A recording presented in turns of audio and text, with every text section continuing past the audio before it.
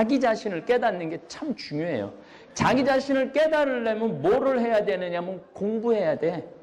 이거는 뭐 공자님이 늘 하는 얘기가 뭐냐면은 자기는 공자님 참 가난하게 살아요. 똥지기도 지니까. 근데 공자님이 뭐라고 그러냐면은 나는 죽는 날까지 묻는 걸 부끄러워하지 않았다고 그래. 모르면 어떻게 해야 돼?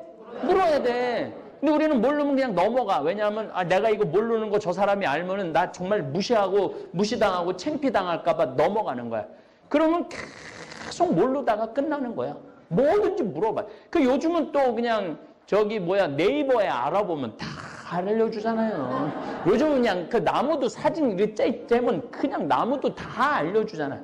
그러니까 우리가 조금만 머리를 쓰면은 배울 수 있는 환경은 옛날에는 배울 수 있는 환경이 없어요. 근데 지금은 유튜브 요것만 틀어놓으면은 그래서 여러분들이 성필립보 생태마을 유튜브에 들어가갖고 성필립보 생태마을 치면은 우리 상담 소장 신부님 이 상담 시카고 대학에서 상담학 박사학위 딴 신부님 아니야.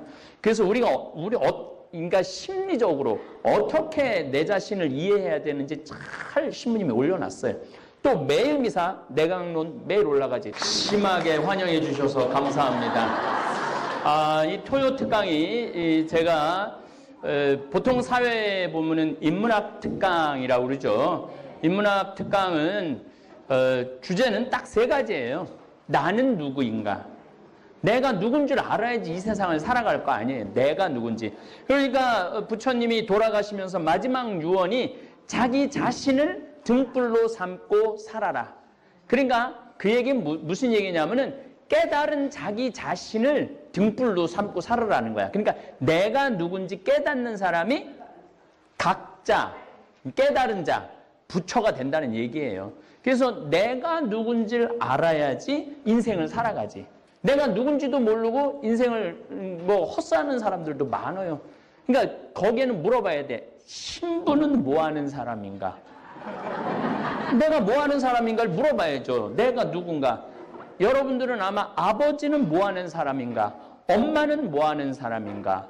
자기 자신을 깨닫는 게 참 중요해요. 자기 자신을 깨달으려면 뭐를 해야 되느냐면 공부해야 돼. 이거는 공자님이 늘 하는 얘기가 뭐냐면은 자기는 공자님 참 가난하게 살아요. 똥지기도 지니까. 근데 공자님이 뭐라고 그러냐면은 나는 죽는 날까지 묻는 걸 부끄러워하지 않았다고 그래. 모르면 어떻게 해야 돼? 물어야 돼. 근데 우리는 모르면 그냥 넘어가. 왜냐하면 내가 이거 모르는 거 저 사람이 알면은 나 정말 무시당하고 창피당할까 봐 넘어가는 거야. 그러면 계속 모르다가 끝나는 거야. 뭐든지 물어봐. 요즘은 또 그냥 네이버에 알아보면 다 알려주잖아요. 요즘은 그냥 나무도 사진 이렇게 째면 그냥 나무도 다 알려주잖아요.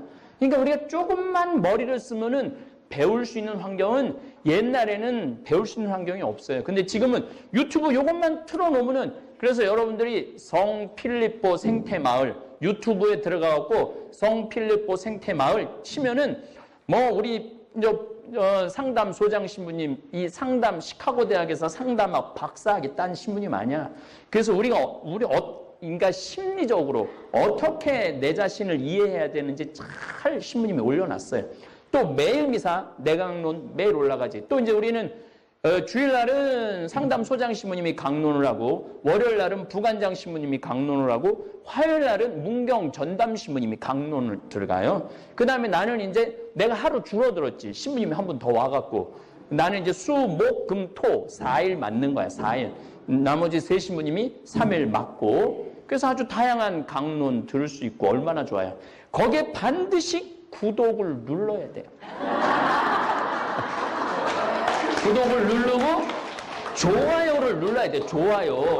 좋아요를 누르면은 어떤 일이 벌어지느냐 하면 알고리즘이라고 그래갖고 좋아요 숫자가 많으면은 다른 사람이 검색하는데 따라 올라가게 돼 있어요. 그러니까 여러분들이 관심 있는 거를 이렇게 보면은 좋아요를 누르면은 다른 인문학 강의에 내게 따라 올라가. 그래서 보면 항상 좋아요를 많이 누르는 때는 내 유튜브를 그냥 아무데나 열어봐도 내게 아무데나 가 있어. 그러니까 이거 황 신부님 거네? 그리고 보는 사람들이 굉장히 많이 늘어나는 거죠. 그 좋아요 때문에 시청하는 사람이 우리 유튜브 구독자 중에 50%가 넘어요. 그래서 좋아요가 아주 중요해요. 그리고 광고를 처음부터 끝까지 봐야 되고, 그러면은 광고 수입의 55%는 나한테 오고 45%는 구글이 갖고 가는 거야. 그래서 지난 5월 달에 나한테 구글이 월급 지불한 게 $1200야. 그 $10,000면은 지금 1,200만 원 정도 되는 거죠. 1,200만 원 정도. 그 잠비아에 나무 심는 데 쓰고 얼마나 좋아요. 그렇죠? 자, 이제 우리 역사 공부를 하는 거는 계속 반복해서 보는 게 중요해요. 한번 역사 공부 한번 읽었다 끝나고 나면은 그 나라의 역사에 대해서 이해를 못 해요.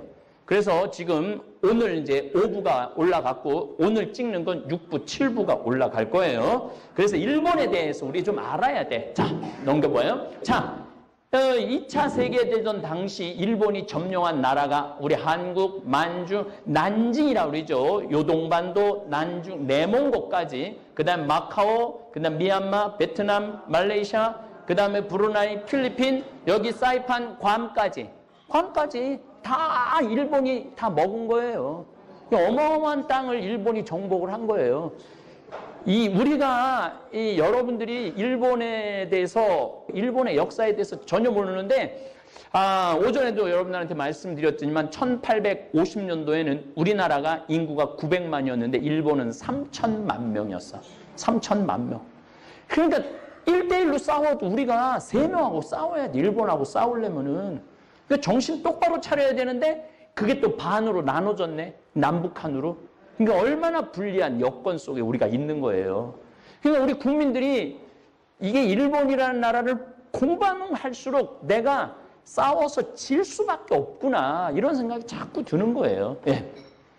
자, 요거는 다시 한번 여러분 아마 처음 본 분들 많을 거야. 이거는 진짜 중요한 자료예요.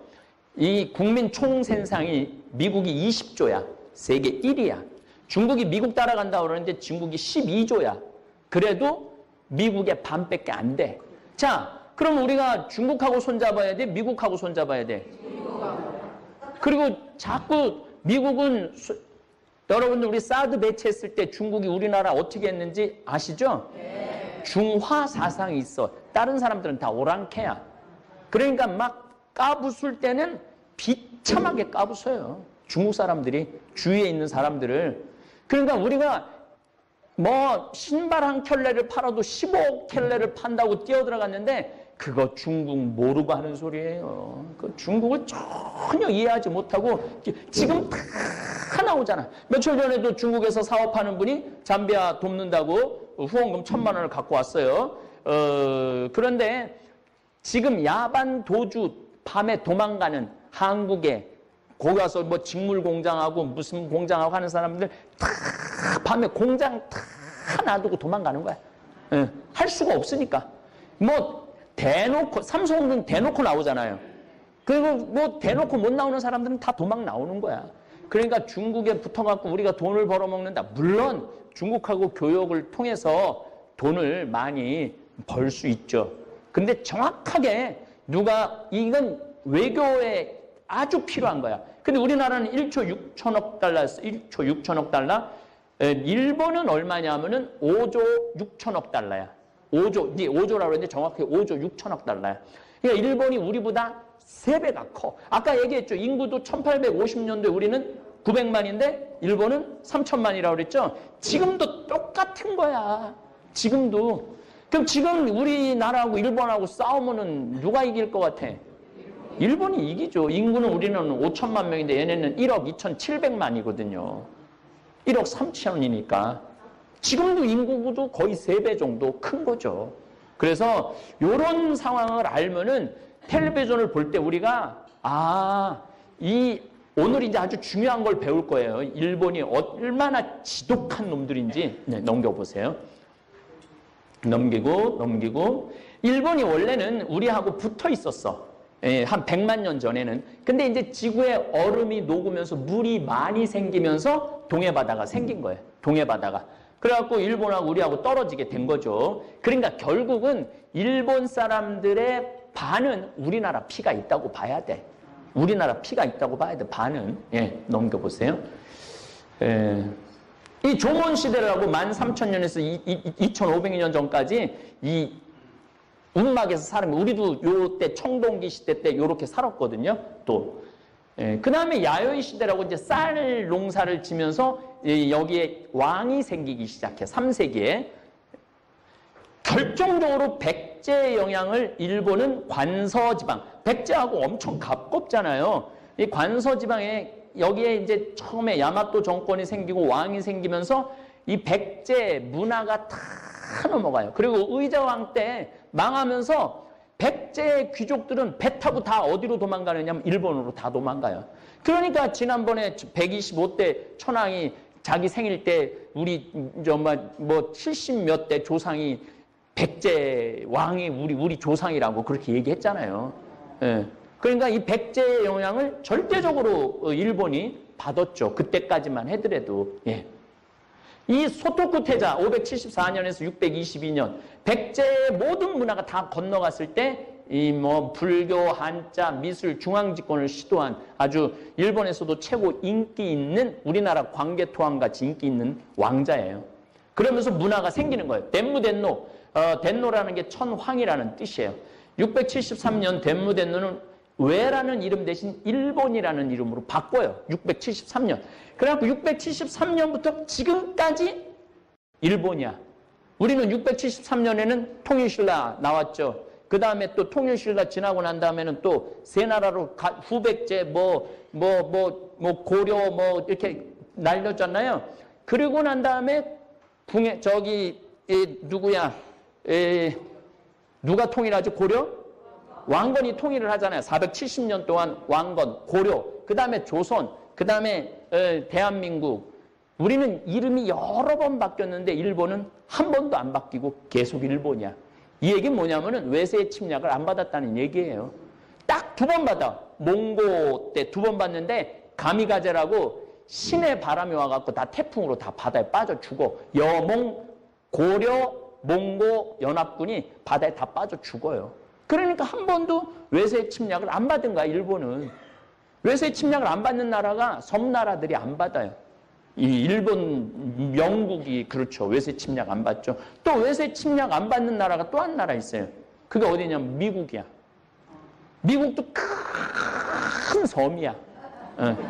왜냐하면은 위에 캐나다는 거의 미국이라고 생각하면 멕시코는 힘이 없고, 그러니까 큰 섬이니까 외세 침략을 안 받는 나라죠. 자, 요건 아주 다시 한번 제 지금 열심히 유튜브 일본에 대한 이해 강의 듣는 분들을 위해서 다시 한번 말씀드립니다. 일본은 천황이라는 게 있어요.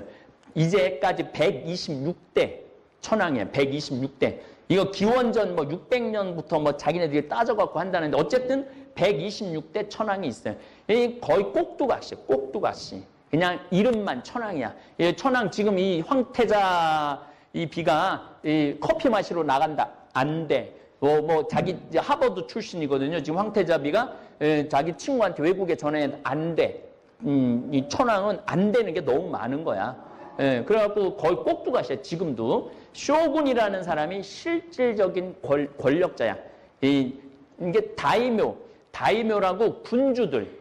일본은 다 번이라고 그러는데 이 군주들 세상 속에서 싸움 제일 잘하는 놈이 되는 게 쇼군이야. 대장군.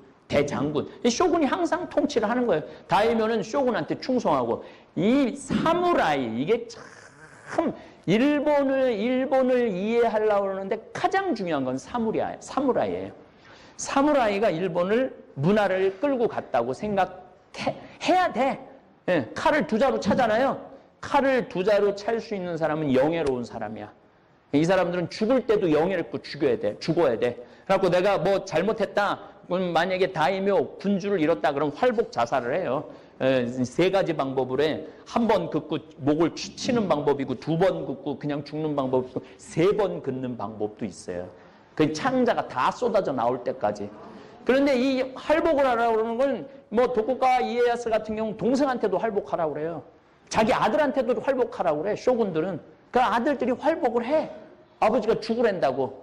예? 그래 사람들이 다 구경해 또 활복하는 거를. 참. 우리는 활복하는 사람, 나라가 망해도 죽는 사람이 별로 없어요. 우리 일제 강점기 시작하면서 죽은 사람 이준, 민영환, 매천 야력순, 황현이라는 분, 그 정도 죽었어요. 근데 일본 애들은 자기 죽으면은 다 활복을 해요. 예. 아니면 떠돌아다니든지. 그래서 이 사무라이가 굉장히 중요한 일본의 10%, 인구의 10%인데 이 사무라이들은 길을 가는데 저 사람이 불의한 짓을 저질러. 그럼 그 자리에서 목을 벨 수 있었어요. 그러니까 일본 사람들이 질서 잘 지키죠. 이게 그런 전통이 있는 거야. 조금이라도 잘못하면 칼 두 자루 찬 사무라이가 아무 데서나 죽일 수 있으니까. 그러니까 잘못한다라는 거를 이 사람들은 일반 평민들은 이거를 용납을 못하는 거야. 일본 사람들이. 그래서 일본이 그렇게 질서를 잘 지키는 것도 그 사무라이의 영향이 있다. 예, 넘겨보세요. 그리고 이제 요거 잠깐 얘기해. 가미가제가 이 여목연합군이 가고 난 다음에 서로 상을, 전쟁 끝나면은 서로 상을 주고받아야 되잖아요. 그래갖고 남북이 나눠져. 항상 외세가 침략이 끝나고 나면 어떤 나라든지 나라가 갈라지는 게 기본, 이 아마 역사의 흐름인 것 같아.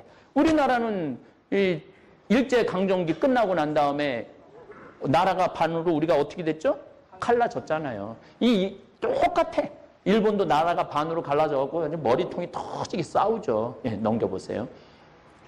자, 여기까지 이제 오늘 오늘 뭐가 나가느냐면 임진왜란, 병자호란, 동학혁명이 오늘 일본에 의해 오해가 오늘 나가고 있어. 지금 유튜브를 통해서. 여러분 오늘 유튜브 시간 되시면 한번 보세요. 일본에 대한 이해. 우리가 임진왜란을 정말 잘 알아야 돼. 이거 아주 우리나라의 이 생각을 바꾸게 한 전쟁이 임진왜란이에요. 자, 1543년에 임진왜란은 1592년에 일어나죠. 1543년에 포르투갈 상인 100명이 탄 배가 표류를 해갖고 아주 아랫지방, 일본 아랫지방에 표류를 해갖고 딱 일본에 상륙을 해요. 그래갖고 하도 이상하게 생겼으니까 데리고 오라 그래. 근데 이 지역에 다이묘 도키다카가 몇 살이었냐? 15살이었어. 그러니까 아까 말했죠? 그 다이묘 성주들이지. 15살인데 총을 딱 보고 너무너무 마음에 드는 거야. 그래갖고 이 총 2자루를 은을 잔뜩 주고 사요. 총을 2자루를. 이게 이제 이 총 2자루 산 게 일본과 우리 조선과 청나라의 운명을 뒤바꿔요. 이 총 2자루가. 그래갖고 총을 사갖고 뭐라고 그러느냐면은 이 철포라고 그러는데 우리는 조총이라고 그래. 조총이 뭐냐면 새 조자에다 총이야. 새를 쏴서 떨어뜨리는 총이다 그래서 조총이야. 근데 일본 사람들은 철포라고 그래서 철포. 바위 위에 술잔을 놓고 작대기에 눈을 대고 겨누니 번개가 번쩍이고 천둥 소리가 나며 잔이 박살났다. 이 도키다카는 이 참 보기 드문 보물이로다. 그리고 자기만 갖고 있지 않아요. 누구한테 한 자루를 보내냐면 쇼군한테 보내. 대장군한테 보내. 쇼군. 이 도요토미 히데요시 때는 쇼군이라고 안 부르고 관백이라고 불렀어. 관백 쇼군 같은 얘기예요. 대장군. 그래갖고 한 자루는 쇼군한테 보내고 내 어찌 이를 혼자 숨겨두겠느냐? 그러면서 한 자루는 어떻게 하느냐면 대장장이 야이타라는 대장장이한테 너 이거 분해해갖고 거꾸로 만들어봐라. 그래갖고 이 40살 먹은 대장장이 거꾸로 쫙 해봐요. 거꾸로 했는데 총을 똑같이 했는데 총을 쐈는데 뒤가 이게 화약을 넣고 총을 쏘면은 뒤가 이렇게 쇠가 딱 막아줘갖고 총알이 튀어나가야 되는데 이게 뒤로 튀어나가는 거야, 화약이. 야, 이거 어떻게 방법이 없는 거야. 그런데 문제는 나사, 이 총구멍 뒤에 있는 나사로 딱 조이면 땅 튀겨도 그 나사 이게 못이 박혀있고 뒤로 안 물러나가는 거야. 이 나사 만드는 방법을 몰랐던 거예요. 그런데 이 나사 만드는 방법을 물어보니까 그 총을 전해준 제이모토라는 사람이 당신 딸을 나한테 주면은 내가 그걸 가르쳐 주겠다. 그래, 와카라는 딸을 며칠을 울다가 시집을 가죠. 다음에 돌아와서 제이모토는 장인에게 나사를 이렇게 타는 거 뒤에. 그래갖고 나사를 조여갖고 총구멍 뒤에 나사를 집어넣어갖고 딱 조이면은 총을 쏘니까 이게 화약이 폭발해도 뒤로 안 터져 나오고 앞으로 총알이 나간 거야. 이게 나사가 아무것도 아닌 것 같아도 이게 어마어마한 발명품이에요. 이 나사가. 그러면서 이제 총이 막 하나지기 시작해. 어쨌든 요건 좀 이따 또 다시 말씀드릴 거예요. 근데 우리나라는 총을 11년 지나고 나서 조선에 상납을 해요. 이 총 이거 한번 보라고. 그런데 명종이 이게 관심이 없었어. 예. 그 바람에 우리는 그냥 정말로 일본한테 도륙을 당하죠. 1600년에 도쿠가와 이에야스라는 사람이 에도 막부 시대를 열어. 에도 막부는 지금은 도쿄야. 통일 국가를 이루어 갖고 하는데 윌리엄 애덤스라는 이 친구가 표를 하다가 딱 일본에 도착을 한 거야. 근데 도쿠가와 이에야스가 불러갖고 얘기를 들어보니까 저 멀리에 영국이라는 나라도 있고 스페인이라는 나라도 있고 포르투갈이라는 나라도 있고 네덜란드라는 나라도 있는 거야. 그래갖고 도쿠가와 이에야스가 어떻게 하냐면 거의 30년 동안 외교 고문관으로 서양의 소식을 들어요. 이게 우리나라하고 점점 일본하고 길이 달라진 거야. 나는 정말 안타까운 게 우리 김대건 신부님이 서양 문명을 가장 많이 접한 신부님이야. 1845년에 돌아왔을 때 우리나라 임금이 세상에 어떻게 오죽하면 김대건 신부님은 세계 지도를 그렸으니까 그 세계가 어떻게 돌아가는지 다 알고 있었던 사람이야. 라틴어 할 줄 알지, 한문 할 줄 알지, 중국어 할 줄 알지, 우리 조선만 할 줄 알지. 아니 그런 인재가 어디 있어? 그걸 그냥 1년 반 만에 땡깡 죽여버렸네. 목을 잘라서. 그러니까 이게 우리가 역사 안에 선택할 수 있는 기회가 몇 번 있었는데 그걸 다 놓쳐버린 거예요. 근데 이 도쿠가와 이에야스는 이미 유럽 세계가 있다라는 걸 알고 있었던 거야.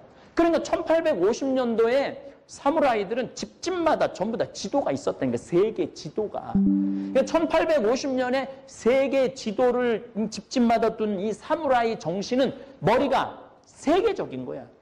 세계적인 거니까 중국도 먹고 리순도 먹고 몽고도 먹고 조선도 먹고 대만도 먹고 이 필리핀도 먹고 이게 1850년서부터 머릿속에 이 사람들은 그려져 있었던 거야. 그럼 1850년 요 한참 일본이 막 정말 기가 막히게 나갈 때 조선은 1800년에 정조가 죽어요. 정조가 아주 거의 독살이라고 그럴 정도로 죽어. 그 다음에는 누가 순조, 헌종, 철종, 고종 이 네 소년 11살, 15살, 17살 철종 같은 경우는 강화도에서 농사 짓고 있었던 사람이 자기가 왕족인지도 몰랐어. 막 농사 짓는데 어느 날 갑자기 막 사람들이 와서 데리고 간 거야. 그래갖고 왕이 된 거야. 이게 그러니 이 100년, 이 중요한 100년 우린 놓쳐버린 거예요. 그러니까 1910년에 결국은 일본한테 나라를 빼앗길 수밖에 없어. 그래서 우리가 시야를 넓게 가질 필요가 있어요. 어쨌든 이 윌리엄 애담스는 배를 두 척을 만들어줘요. 이것도 나중에 또 설명을 할 거야. 그 다음에 일본의 결정적인 일이 벌어져요. 1853년에 미국의 페리 제독이 배 4척을 딱 오는데 배에서 불이 났다고 일본 사람도 처음에 배에서 불이 난 게 아니라 그 석탄 증기기관 그거를 보고 배에서 불이 났다고 그래. 근데 어쨌든 페리 제독이 한 1200명의 군인들을 데리고 와서 포로 쫙 열고 니네들 개항하지 않으면 이 포로 그러니까 도쿄 앞바다에서 작사를 내겠다. 그래갖고 자기네들끼리 1년 후에 내가 돌아올 테니까 그때는 준비하고 있어라. 근데 이때 일본은 개항을 해요. 이게 문을 열면서 미국에 가서 유학도 하고 영국에 가서 유학도 하고 이 경제에 발전되는 걸 다 보고 돌아와. 근데 우리나라는 개항할 수 있는 기회가 여러 번 왔어. 1866년 병인양요, 1871년 신미양요, 이때 다 니네들 대항해라. 그런데 흥선대원군이 아버지 독일 사람들이 아버지 묘를 파헤쳐. 그러니까 이 죽일 놈들, 응? 내 아버지 묘를 파헤친다고 더 쇄국 정책을 더 하죠. 쇄국 정책을 하고 완전히 나라를 막아버리는 거야. 그러니까 세계 정세는 엄청 빨리 식민지 세계로 넘어가고 있는데 우리만 그냥 우리끼리만 그 안에서 세도 정치, 풍양조 씨, 뭐 안동김 씨 그냥 뭐 서로 네가 뭐 하느냐 내가 하느냐 이래가면서 그놈 왕자리 하나 놓고 참 답답한 1800년에서 1900년까지는 역사를 읽어보면은 또 거기에 우리 김대건 신부님을 죽인 건 내 생각에는 정말로 기회를 놓친 거예요. 불러다가 서양 지식을 그렇게 유학을 해갖고 공부를 해갖고 내가 김대건 신부님도 라틴어를 쓴 걸 보니까 기가 막히게 썼더라고. 보통 똑똑한 사람이 아니야. 그래서 지금 프랑스의 박물관에 김대건 신부님이 그린 세계 지도가 있어요. 프랑스 박물관에. 그거 이제 내년인가가 김대건 신부님 탄생 200주년이야. 그걸로 지금 그 지도로 갖고 올라오려고 그러는데 프랑스 애들이 주겠어요? 아마 안 줄 거야. 내가 그 지도만 오면은 할 얘기가 너무너무 많아. 1846년이니까 우리도 세계에 눈을 뜰 수 있는 기회를 놓친 거야. 예. 자, 어쨌든 이제 이것도 이제 다음에 또 설명. 그다음에 1868년에 메이지 유신을 해. 이게 일본하고 우리나라하고 갈라지는 결정적인 일이 돼요. 왜 결정적이냐면 이 사람들이 260명이나 되는 다이묘들이 다 우리는 다 포기하겠다. 우리의 권리를 이 세계에 돌아가는 거 보니까 천황을 중심으로 해서 우리 일본이 뭉쳐야 된다. 그래갖고 그 천황이 이제까지는 꼭두각시 천황이었는데 제대로 된 천황이 딱 나온 거야. 천황을 신격화해갖고 천황 밑으로 목숨을 걸어서 다 같이 모이면서 외세에 이제 대항하자. 그래서 그 메이지어 유신이 아주 중요한 거예요. 그래서 1784년에 이제 전부 다 일본의 똑똑한 애들 유럽으로 다 보내요. 영국도 가보고 스위스도 가보고 프랑스도 가보고 독일 딱 가보니까 일본하고 독일하고 신세가 똑같은 거야. 요거는 이제 서양 역사로 넘어가야 되는데 프랑스, 영국, 이탈리아는 식민지가 엄청나게 많았어. 예. 그런데 독일만 식민지가 없었던 거야. 식민지가 있으면 거기서 물건도 빼오고 노예도 데리고 오고 물건도 갖다 팔을 수가 있는데 야 우리는 식민지가 없어갖고 우리끼리만 이렇게 경제 개발을 해냈다. 그러니까 니네들도 우리식으로 니네들 개발하는 게 제일 좋을 것 같다. 그래서 독일식으로 이 경제 발전을 시작을 해요. 이게 1874년에 시작되지. 1895년 이게 1894년에 동학혁명이 일어나요. 녹두꽃이라는 드라마 요즘 하시죠? 그거 꼭 보셔요. 나는 시간이 없어서 많이 못 보는데 그 굉장히 중요한 거예요. 우리 이 마지막 조선 500년의 마지막 지점이 동학혁명이야. 예. 그런데 이놈의 고종이 백성하고 손을 잡고 했어야 되는데 청나라한테 자기네 도와달라고 청나라 군이 들어와. 그러니까 텐진조약이라고 이게 청나라가 군인이 조선에 들어오면 일본도 군인을 조선으로 파견할 수 있는 조약을 이미 해놨어. 그래갖고 들어와갖고 한 전쟁이 아산 앞바다에서 해갖고 한 전쟁이 청일전쟁이에요. 청일전쟁인데 이때 어디까지 쫓아가냐면은 요동반도 리순이라는 데까지 쫓아가고 이 중국 사람, 청나라 사람들을 7만 명을 죽여요. 7만 명. 군인은 이 청군이 한 7만 명, 일본군이 3만 명 해갖고 붙어갖고 10만 명이 붙은 전쟁이야. 이 조그만 전쟁이 아니야. 어마어마하게 큰 전쟁이에요. 이 청일 전쟁에서 청나라가 지면서 시모노세키 조약이라는 걸 하면서 이제 조선에 대한 우리가 조선을 우리 속국으로 생각을 했는데 이걸 포기하겠다. 조선 자유 독립 국가다. 그 얘기 뭐냐면 일본 니네가 먹어도 우리가 창간하지 않겠다. 더 이상 싸움 안 하겠다. 그 얘기야. 그러면은 우리나라는 1년에 2번 청나라에 조공을 바쳤어요. 일본은 청나라에 10년에 1번 조공을 바쳤어. 왜냐하면은 나라도 멀고, 아니 이것도 까다롭거든. 근데 조선은 만만하거든. 그러니까 1년에 2번 조공 바치라고 그러고 일본은 10년에 1번 조공을 바친 거야. 그러니까 다른 나라가 우리나라 보는 거를 어떻게 봤는지 금방 알 것 같죠? 우리만 몰라. 우리만 몰라. 내가 늘 말하지만 5,000년 역사상 지금처럼 우리나라가 잘 산 적이 없어요. 지금처럼 당당한 적이 없어. 물론 지금도 지금마저 시진핑, 트럼프, 김정은, 아베 이거 아주 복잡해요. 그럼에도 불구하고 옛날에는 감히 대항할 수 있는 힘도 없었는데 지금은 어느 놈이 와도 한번 붙어볼 만해. 지금은.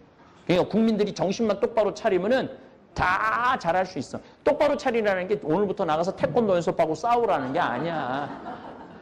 서로 양보할 줄 알고 합의할 줄 알고 나라를 위해서 자기 거를 내놓을 줄 알고 이런 정신이 지금 있어야 돼. 일본이 메이지 유신을 성공한 사람이 사카모토 료마라는 사람이 일일이 하급 사무라이였거든. 일일이 다니면서 다 설득을 해요. 지금 이게 페리 제독의 그 불침번을 쓰면서 그 배를 보면서 우리 일본이 살아나가기 위해서는 일본이 하나가 돼야 된다. 다이모 260명이 있으면 이건 안 된다. 하나가 되려면 누가 있어야 된다? 천황이 있어야 된다. 그리고 다이모들은 다 포기해라. 니네들 권리를. 근데 그걸 다 다니면서 설득을 해요. 그래갖고 다 포기를 해. 그리고 1868년 메이지 유신이 시작된 거야. 그러니까 우리는 끝까지 갈라져서 싸웠잖아요. 끝까지 갈라져서. 자기 거 포기하지 않고. 그러니까 그 끝이 그렇게 됐던 거예요. 일반적으로 나이 들면서 외모에 대한 관심이 줄어드는 경향을 보인다. 외모에 관심이 있어도 어떻게 해야 하는지 모르는 경우가 대다수이다. 외모는 성숙하게 나이 든 내면의 자기 표현이자 자기 문화이며 자기다움의 외적 상징이기도 하다. 그런 의미에서 나이 든 자신의 모습을 드러내는 차원에서 패션에 신경을 쓸 필요가 있다. 특히 옷은 그 사람의 내면을 보여주는 외부 모습이다. 어떤 옷을 입느냐에 따라 자신의 내면 상태도 바뀐다. 외부 활동에도 긍정적인 영향을 미친다. 그럼에도 불구하고 나이를 먹으면서 패션에 둔감해지고 대충 입는 경우가 일반적이다. 특히 출근을 하지 않거나 만나는 사람이 점점 줄어들면서 대충 입는 것이 습관화되어 패션에 둔감해질 수밖에 없다. 옷을 잘 입는 것은 누구에게 보여주기 이전에 신성한 자기 몸을 귀하게 모시는 의례이기도 하다. 나이를 들면서 대부분 무채색의 칙칙한 옷을 입는다. 특히 홀로 사는 남성들은 호라비티가 옷에 묻어난다. 이왕이면 밝고 산뜻한 옷을 입는 것이 좋고 자기 개성이 드러나면 더 바람직하다. 나이 들면서 신경을 써야 하는 패션은 옷만이 아니다. 헤어스타일도 매우 중요하다. 2018년에 일본은 그레이 헤어라는 단어가 유행하였다고 한다. 중장년 여성들 사이에서 흰머리가 유행하였고 염색 중단 경험담을 다룬 책이나 사진집 등이 인기리에 판매되었다. 이는 유럽 선진국도 마찬가지이다. 머리를 염색하는 것은 불가피한 경우를 제외하면 대부분 젊음에 대한 강박관념이거나 다른 사람의 시선을 의식해서이다. 오히려 흰머리는 나이들의 상징이며 삶의 연륜을 보여주는 요소이다. 그것은 젊은이에게 자랑할 부분이지 부끄러워할 일이 아니다. 나이들미 자연스러운 것이듯이 흰머리도 자연스러운 현상이다. 남는 문제는 흰머리를 어떻게 받아들이고 어떻게 표현할 것인가이다. 그것은 오로지 마음의 문제이지 흰머리 자체는 문제가 되지 않는다. 흰머리를 자연스럽게 받아들이면 염색 스트레스에서 벗어나 자유로워질 수 있다. 더 나아가 단지 흰머리에서 끝나는 것이 아니라 그 자유로움은 나이 들어가는 자신의 모습에서 새로운 아름다움을 발견하고 보다 더 긍정적으로 자신의 삶과 존재를 바라보게 된다. 그에 따라 흰머리와 어울리는 표정, 흰머리와 어울리는 삶의 태도, 흰머리와 어울리는 옷이나 액세서리를 조화롭게 곁들임으로써 나이값하는 패션을 갖출 수 있으리라 본다. 이처럼 외모에 신경 쓰는데 주의를 집중해야 할 곳은 타인이 아니고 자기 자신이다. 자기 내면의 아름다움을 어떻게 표현할 것인가가 패션의 기본 철학이다.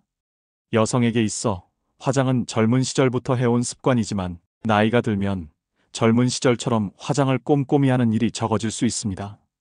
하지만 나이가 들어도 화장을 하고 멋을 내는 것은 기분을 긍정적으로 만들어줄 뿐만 아니라 건강에도 좋은 영향을 미칩니다. 화장은 외모를 아름답게 보이게 하는 것뿐만 아니라 긍정적인 마음을 갖게 하는 효과가 있습니다. 메이크업의 효과를 통해 노인의 심신 기능과 삶의 질을 유지, 향상시켜 건강 장수를 목표로 하는 것을 메이크업 테라피라고 합니다. 메이크업 테라피는 실제 요양 현장에서도 주목받고 있으며 화장을 함으로써 긍정적인 정신 상태를 만들어낼 뿐만 아니라 어르신들이 스스로 화장을 함으로써 잔존 기능을 유지하거나 할 수 있는 힘을 끌어내는 등 자립 지원도 목표로 하고 있습니다. 요양원 입소자를 대상으로 한 연구에 따르면 2주에 한 번씩 3개월간 메이크업 요법을 통해 치매 진행을 억제하는 효과가 있는 것으로 보고되고 있습니다. 또한 장기적인 요법을 통해 일상생활 기능 유지 및 향상에도 효과가 있는 것으로 보고되고 있습니다. 지역의 건강한 고령자에게는 화장요법을 통해 정상과 간병이 필요한 중간 단계인 심신쇠약의 예방과 간병 예방을 기대할 수 있습니다. 평균 수명이 길어지고 인생이 길어진 현대에는 고령자가 가능한 한 독립적인 생활을 하는 것이 중요해지고 있습니다. 그렇다면 메이크업 테라피는 건강과 장수에 어떤 영향을 미칠까요? 첫 번째는 정신에 미치는 영향입니다. 고령자뿐만 아니라 화장을 하면 자연스럽게 기분이 긍정적으로 변합니다. 노인의 화장 요법에 대한 연구에 따르면 행복감이 높아짐에 따라 우울증이나 불안감 등이 개선된다는 결과가 보고되고 있습니다. 두 번째는 뇌에 미치는 영향. 뇌에 미치는 영향은 화장품을 선택하는 행위부터 시작됩니다. 다음으로 화장품을 손에 들고 사용하는 것은 가벼운 운동이 되어 오감, 얼굴, 손의 감각에 자극을 줍니다. 그리고 완성된 모습을 거울을 통해 보는 것이 즐거움이 되고 주변 사람들과 대화를 나누면서 커뮤니케이션에 대한 자신감으로 이어집니다. 이처럼 메이크업 테라피는 뇌에 여러 가지 좋은 영향을 미치고 있는 것입니다. 세 번째는 신체에 미치는 영향입니다. 화장술을 따고 립스틱이나 파운데이션을 바르는 등 화장을 할 때는 다양한 동작을 하게 되는데 이 과정에서 다양한 근육을 사용하게 됩니다. 이러한 화장 동작을 지속적으로 수행하면 악력 등 신체 능력의 향상을 기대할 수 있습니다. 네 번째는 구강에 미치는 영향입니다. 메이크업 요법으로 인한 타액의 변화에 대한 연구에 따르면 메이크업 요법 실시 후 삼킴 반사에 관여하는 신경 전달 물질이 증가하는 것으로 알려져 있습니다. 화장을 하면 타액 분비가 촉진되어 구강 관리에도 좋은 영향을 미칠 수 있는 것입니다. 이상에서 볼 때 화장을 통해 뇌가 자극을 받아 기분이 긍정적으로 바뀌고 손끝에서 발끝까지 좋은 운동이 되는 등 화장 요법은 정신적, 신체적으로도 좋은 영향을 끼친다는 것을 알 수 있습니다. 그럼 다음으로 옷차림과 건강에는 어떤 관계가 있을까요? 여성은 나이를 불문하고 유행에 관심을 갖고 아름다워지고 싶어 합니다. 남성에게도 자신에게 어울리는 옷차림, 자신을 더 멋지게 보이게 하는 옷차림은 필요합니다. 하지만 나이가 들어감에 따라 질병이나 간병 등으로 인해 집에 틀어박혀 지내게 되면서 옷차림이나 패션에 대한 관심이 줄어드는 분들도 많을 것입니다. 그 결과 외출 기회가 점점 줄어들고 사회와의 관계나 교류에서 멀어지게 됩니다. 노인의 패션에 대한 관심과 삶의 질의 상관관계에 관한 연구에 따르면 자신과 타인의 패션과 유행에 관심이 높은 노인은 그렇지 않은 노인에 비해 마을의 활동이나 봉사활동 등 사회활동에 적극적으로 참여하는 것으로 나타났습니다. 또한 활동 능력도 높고 정신 건강이 양호하며 삶에 대한 삶의 의욕이 높은 것으로 보고되고 있습니다. 사회공헌 활동에 참여하는 것은 간병이나 치매를 예방하고 노인 스스로 삶의 보람을 느끼는 것으로 이어집니다. 패션과 외모에 관심을 갖는 것은 노인들에게 자신감과 기쁨을 주며 적극적으로 밖으로 나가고 싶은 마음을 갖게 합니다. 그 결과 주변 사람들과 교류할 기회도 많아지고 안심하고 생활할 수 있다는 유대감을 가질 수 있게 된다. 이렇게 마음의 건강을 유지, 향상시킬 수 있다면 건강 장수나 치매 예방 효과도 기대할 수 있을 것입니다. 화장이나 패션에 대한 관심이나 흥미는 반드시 가져야 하는 것은 아닙니다. 하지만 화장이나 옷차림 등에 신경을 써서 외모의 인상이 조금만 달라져도 마음에는 변화가 생깁니다. 이러한 변화를 계기로 노인 스스로 정체성을 재점검하고 자기 평가가 높아지면서 새로운 것에 대한 관심과 의욕이 생기게 되는 것입니다. 노년층에게 패션과 화장에 관심을 갖는 것은 몸과 마음의 건강을 위해 중요한 일입니다. 나이 들어가는 것은 단풍이 곱게 물드는 가을과 같은 것입니다. 어떠한 단풍으로 나이 들어가는 삶을 물들일 것인가는 전적으로 자신의 선택에 달려 있습니다. 이왕이면 곱게 물들어야 합니다. 우중충하고 색바랜 단풍이 되지 말아야 합니다. 그를 위해서는 얼마나 좋은 옷, 화려하고 근사한 옷을 입느냐가 중요한 것이 아닙니다. 자신의 내면의 아름다움을 어떻게 패션으로 표현할 것인가가 고민되어야 하며, 그런 마음이 옷이나 모자, 신발 등으로 표현되었을 때 그것이야말로 고운 단풍으로 물든 나이 들매 자기 표현이라 할 수 있습니다. 우선 밝은 색의 옷을 입어보고 립스틱을 바르고 헤어스타일을 조금 바꿔보는 등 부담 없이 화장이나 패션을 즐겨보는 것은 어떨까요? 영국 런던의 정치경제대학교 교수였던 캐서린 하킴은 매력자본이라는 개념을 만들었습니다. 한마디로 매력이 능력이자 경쟁력이라는 말인데요. 그녀가 말한 매력은 잘생긴 외모만을 뜻하는 것이 아닙니다. 유머 감각과 활력, 세련미, 상대를 편안하게 하는 기술 등 다른 사람의 호감을 사는 멋진 태도나 기술을 말합니다. 이런 멋진 태도나 기술은 나이가 많다고 쇠퇴하지 않는다는 것입니다. 오히려 더 좋아질 수도 있습니다. 이것이 바로 나이 들매 지혜와 여유가 아니겠습니까? 그렇다면 나이 들수록 잃어가는 매력을 어떻게 유지할 수 있을까요?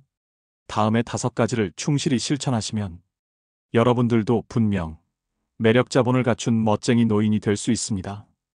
영상 끝까지 시청하시고 오늘부터 바로 실천해 보시길 바랍니다. 첫째, 자주 웃으셔야 합니다. 얼마 전 지하철의 경로석에 앉은 노인들을 유심히 관찰해 보았습니다. 거의 모든 노인의 인상이 찌그러져 있었는데요. 이처럼 대개 노인하면 인상이 찌푸려져 있는 모습을 떠올립니다. 그러나 가끔 인터넷에서 사진을 검색하다 환하게 웃고 있는 주름진 노인의 얼굴을 보면 훨씬 안정감을 주고 세월의 깊이를 느끼게 해줍니다. 그러니 자주 크게 일부러라도 웃으셔야 합니다. 상대가 한 말에 웃음소리로 화답해주면 상대와의 관계도 좋아질 것입니다.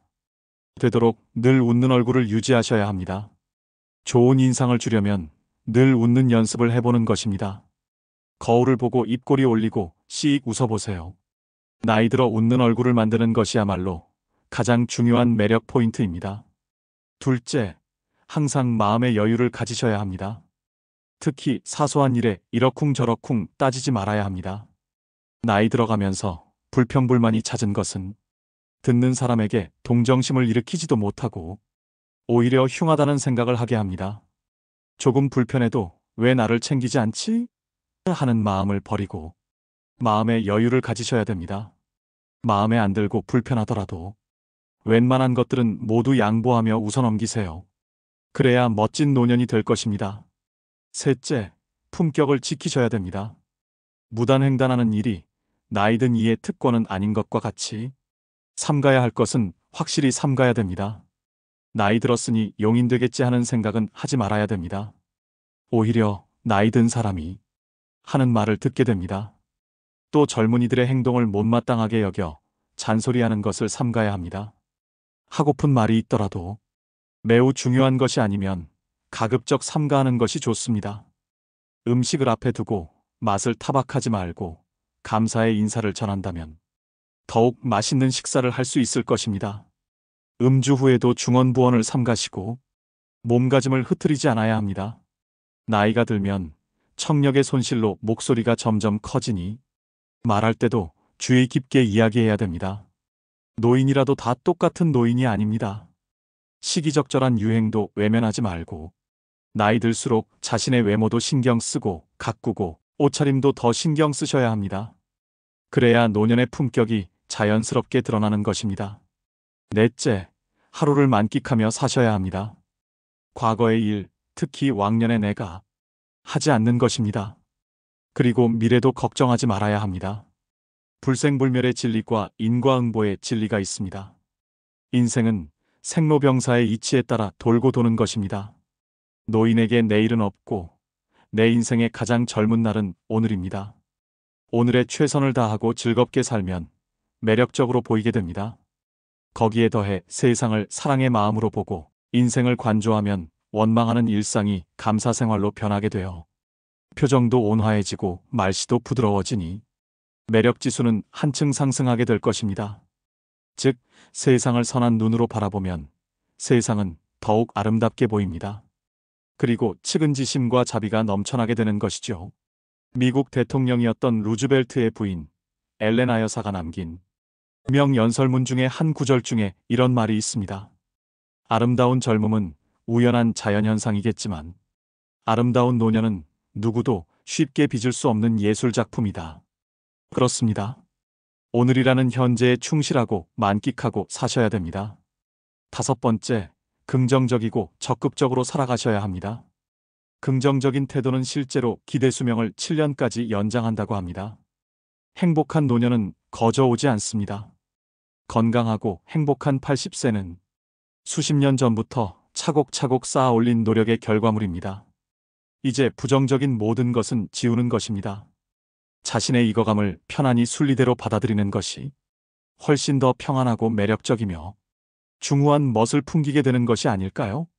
그리고 조금은 바보같이, 조금은 미치며 사는 것입니다. 베푸고 사는 것이 당장은 손해라는 생각이 들 수 있지만 오히려 멀리 보면 큰 이익으로 돌아옵니다. 베푸는 것에 3가지가 있습니다. 정신, 육체, 물질 3방면이 있는데요. 재물이 있으면 재물로, 재물이 없으면 힘으로 도울 수 있는 방법을 찾아야 합니다. 어떤 조직에서라도 책임이 맡겨지면 망설임 없이 몸을 던져 정열적으로 책임을 완수하는 것입니다. 외모를 전혀 신경 쓰지 않는 사람들을 만나보면 내면 역시 그리 건강하지 못한 경우가 많습니다. 머리에 기름이 끼고 얼굴빛이 칙칙하며 배가 볼록 나온 사람 중에 스스로를 잘 돌보는 사람에 거의 없지요. 사실 내면이 성숙한 사람들의 외모가 그렇지 못한 사람들보다 훨씬 더 보기 좋은 경우가 많습니다. 그렇다면 외모 중 나이 들수록 꼭 신경 써야 하는 부분 4가지는 무엇일까요? 먼저 첫 번째는 몸매보다 자세 관리입니다. 나이가 들수록 팔을 등 뒤로 젖히고 걷는 경우가 많습니다.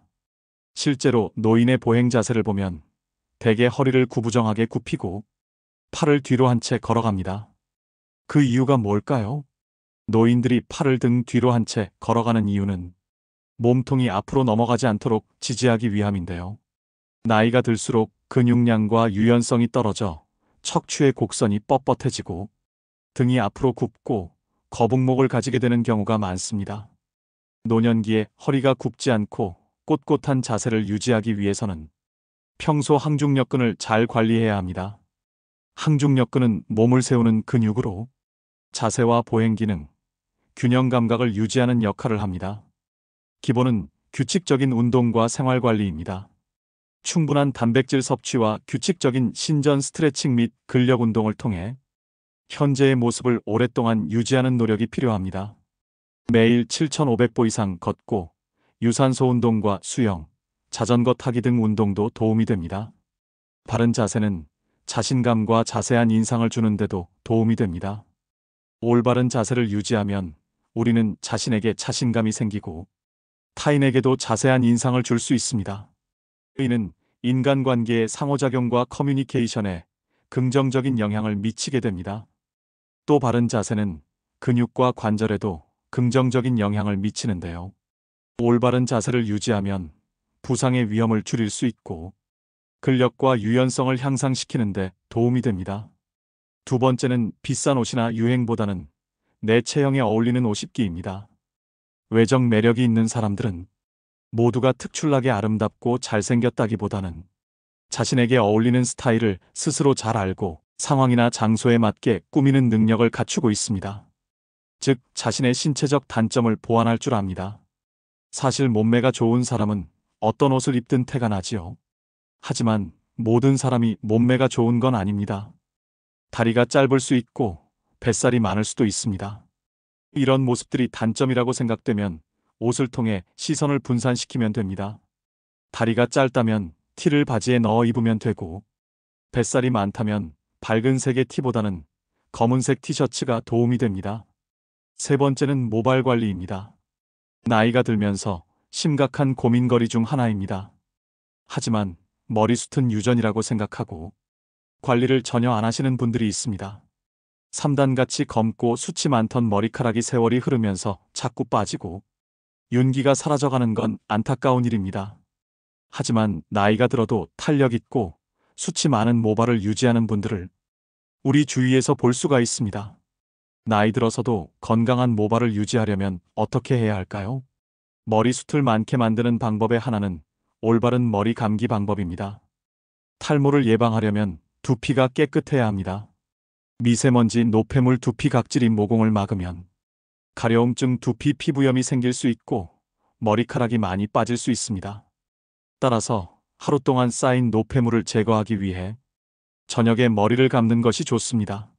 머리숱을 많게 만드는 음식으로는 달걀, 연어, 호두, 두부, 검은콩, 해조류, 제철, 과일 등이 있습니다.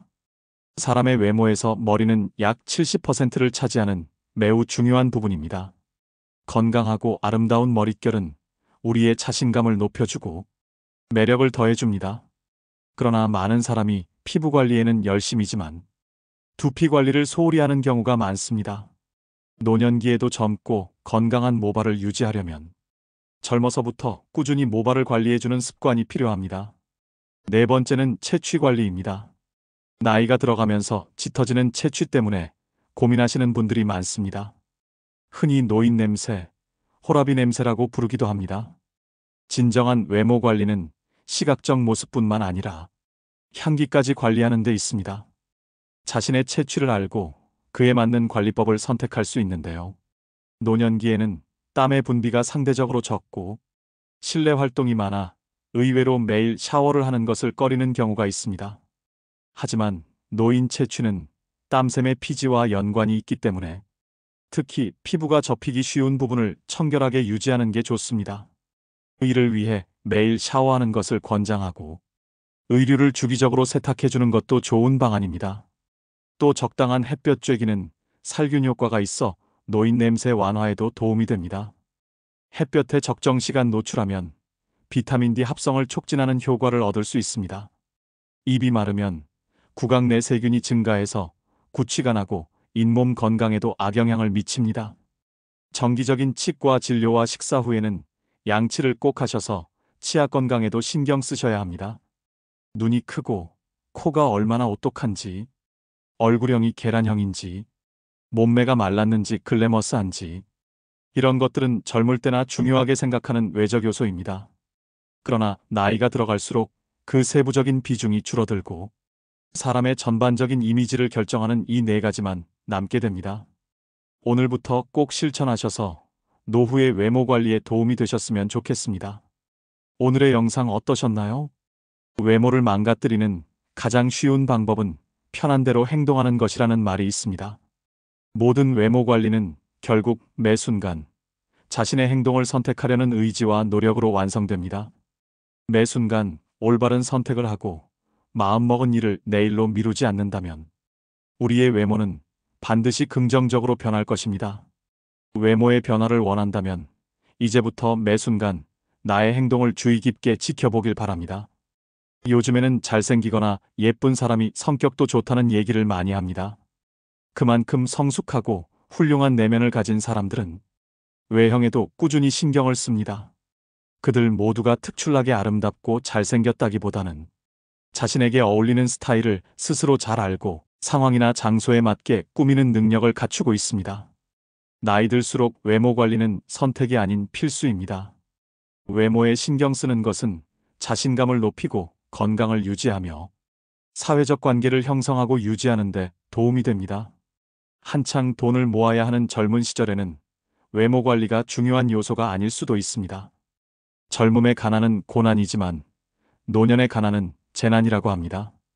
한 푼이라도 돈이 나를 위해 일하는 시스템을 만들기 위해 젊을 때는 타인의 눈치를 보지 않고 옷 한 벌 사지 않으면서 꼬지람을 감내할 수도 있습니다.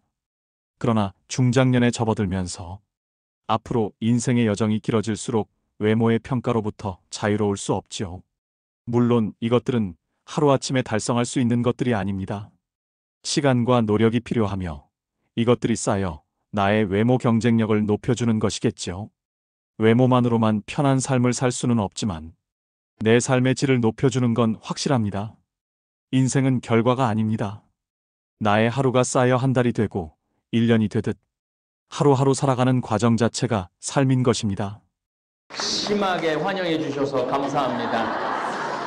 이 토요 특강이 제가 보통 사회에 보면은 인문학 특강이라고 그러죠. 인문학 특강은 주제는 딱 세 가지예요. 나는 누구인가? 내가 누군 줄 알아야지 이 세상을 살아갈 거 아니에요. 내가 누군지. 그러니까 부처님이 돌아가시면서 마지막 유언이 자기 자신을 등불로 삼고 살아라. 그러니까 그 얘기는 무슨 얘기냐면은 깨달은 자기 자신을 등불로 삼고 살아라는 거야. 그러니까 내가 누군지 깨닫는 사람이 각자, 깨달은 자, 부처가 된다는 얘기예요. 그래서 내가 누군지를 알아야지 인생을 살아가지. 내가 누군지도 모르고 인생을 헛사는 사람들도 많아요. 그러니까 거기에는 물어봐야 돼. 신부는 뭐 하는 사람인가? 내가 뭐 하는 사람인가를 물어봐야죠. 내가 누군가? 여러분들은 아마 아버지는 뭐 하는 사람인가? 엄마는 뭐 하는 사람인가? 자기 자신을 깨닫는 게 참 중요해요. 자기 자신을 깨달으려면 뭐를 해야 되느냐면 공부해야 돼. 이거는 뭐 공자님이 늘 하는 얘기가 뭐냐면은 자기는 공자님 참 가난하게 살아요. 똥지기도 지니까. 근데 공자님이 뭐라고 그러냐면은 나는 죽는 날까지 묻는 걸 부끄러워하지 않았다고 그래. 모르면 어떻게 해야 돼? 물어야 돼. 근데 우리는 모르면 그냥 넘어가. 왜냐하면 내가 이거 모르는 거 저 사람이 알면은 나 정말 무시당하고 창피당할까 봐 넘어가는 거야. 그러면 계속 모르다가 끝나는 거야. 뭐든지 물어봐. 그 요즘은 또 그냥 네이버에 알아보면 다 알려주잖아요. 요즘은 그냥 그 나무도 사진 이렇게 째면 그냥 나무도 다 알려주잖아요. 그러니까 우리가 조금만 머리를 쓰면은 배울 수 있는 환경은 옛날에는 배울 수 있는 환경이 없어요. 근데 지금은 유튜브 요것만 틀어놓으면은 그래서 여러분들이 성필리포 생태마을 유튜브에 들어가갖고 성필리포 생태마을 치면은 우리 상담 소장 신부님 이 상담 시카고 대학에서 상담학 박사학위 딴 신부님 아니야. 그래서 우리 인간 심리적으로 어떻게 내 자신을 이해해야 되는지 잘 신부님이 올려놨어요.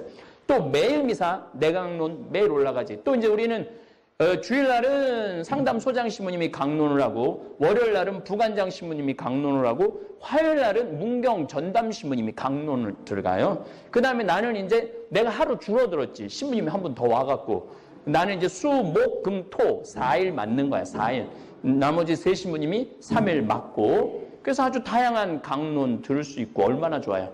거기에 반드시 구독을 눌러야 돼요. 구독을 누르고 좋아요를 눌러야 돼요.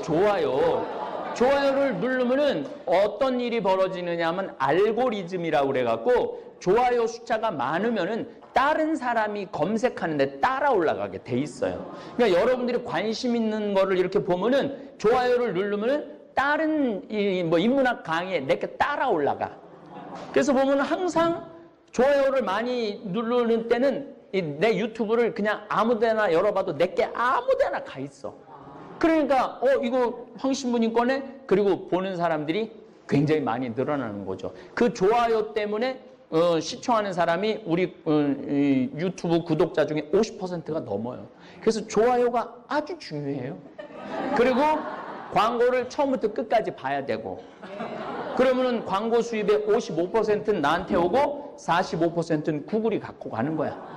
그래서 지난 5월 달에 나한테 구글이 월급 지불한 게 $1200야. 그 $10,000면은 지금 1,200만 원 정도 되는 거죠. 1,200만 원 정도. 그 잠비아에 나무 심는 데 쓰고 얼마나 좋아요.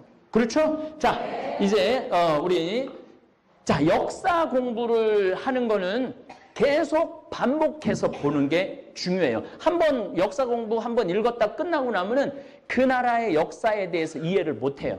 그래서 지금 오늘 이제 5부가 올라갔고 오늘 찍는 건 6부, 7부가 올라갈 거예요. 그래서 일본에 대해서 우리 좀 알아야 돼. 자, 넘겨봐요. 자, 2차 세계대전 당시 일본이 점령한 나라가 우리 한국, 만주, 난징이라고 그러죠. 요동반도, 난중, 내몽고까지, 그 다음 마카오, 그 다음 미얀마, 베트남, 말레이시아, 그 다음에 브루나이, 필리핀, 여기 사이판, 괌까지 다 일본이 다 먹은 거예요.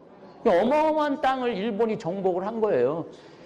우리가 여러분들이 일본에 대해서, 일본의 역사에 대해서 전혀 모르는데, 오전에도 여러분들한테 말씀드렸지만 1850년도에는 우리나라가 인구가 900만이었는데 일본은 3천만 명이었어. 3천만 명. 그러니까 1대1로 싸워도 우리가 3명하고 싸워야 돼. 일본하고 싸우려면은. 그러니까 정신 똑바로 차려야 되는데 그게 또 반으로 나눠졌네. 남북한으로. 그러니까 얼마나 불리한 여건 속에 우리가 있는 거예요. 그러니까 우리 국민들이 이게 일본이라는 나라를 공부하면 할수록 내가 싸워서 질 수밖에 없구나. 이런 생각이 자꾸 드는 거예요. 예. 자, 요거는 다시 한번 여러분 아마 처음 본 분들 많을 거야. 이거는 진짜 중요한 자료예요. 이 국민 총생산이 미국이 20조야. 세계 1위야. 중국이 미국 따라간다고 그러는데 중국이 12조야. 그래도 미국의 반밖에 안 돼. 자, 그럼 우리가 중국하고 손잡아야 돼? 미국하고 손잡아야 돼? 그리고 자꾸 미국은 여러분들 우리 사드 배치했을 때 중국이 우리나라 어떻게 했는지 아시죠? 중화 사상이 있어. 다른 사람들은 다 오랑캐야. 그러니까 막 까부술 때는 비참하게 까부서요. 중국 사람들이 주위에 있는 사람들을.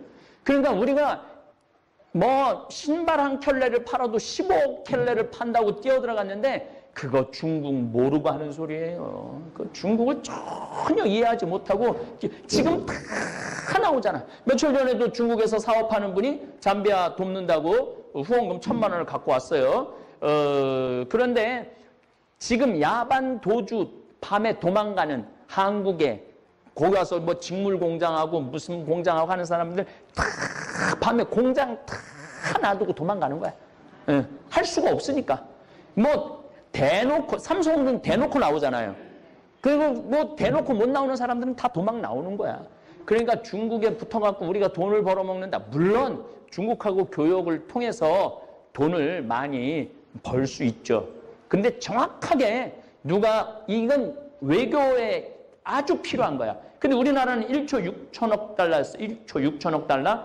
일본은 얼마냐면은 5조 6천억 달러야. 5조, 이제 5조라고 했는데 정확히 5조 6천억 달러야. 그러니까 일본이 우리보다 3배가 커. 아까 얘기했죠. 인구도 1850년도에 우리는 900만인데 일본은 3천만이라고 그랬죠. 지금도 똑같은 거야. 지금도.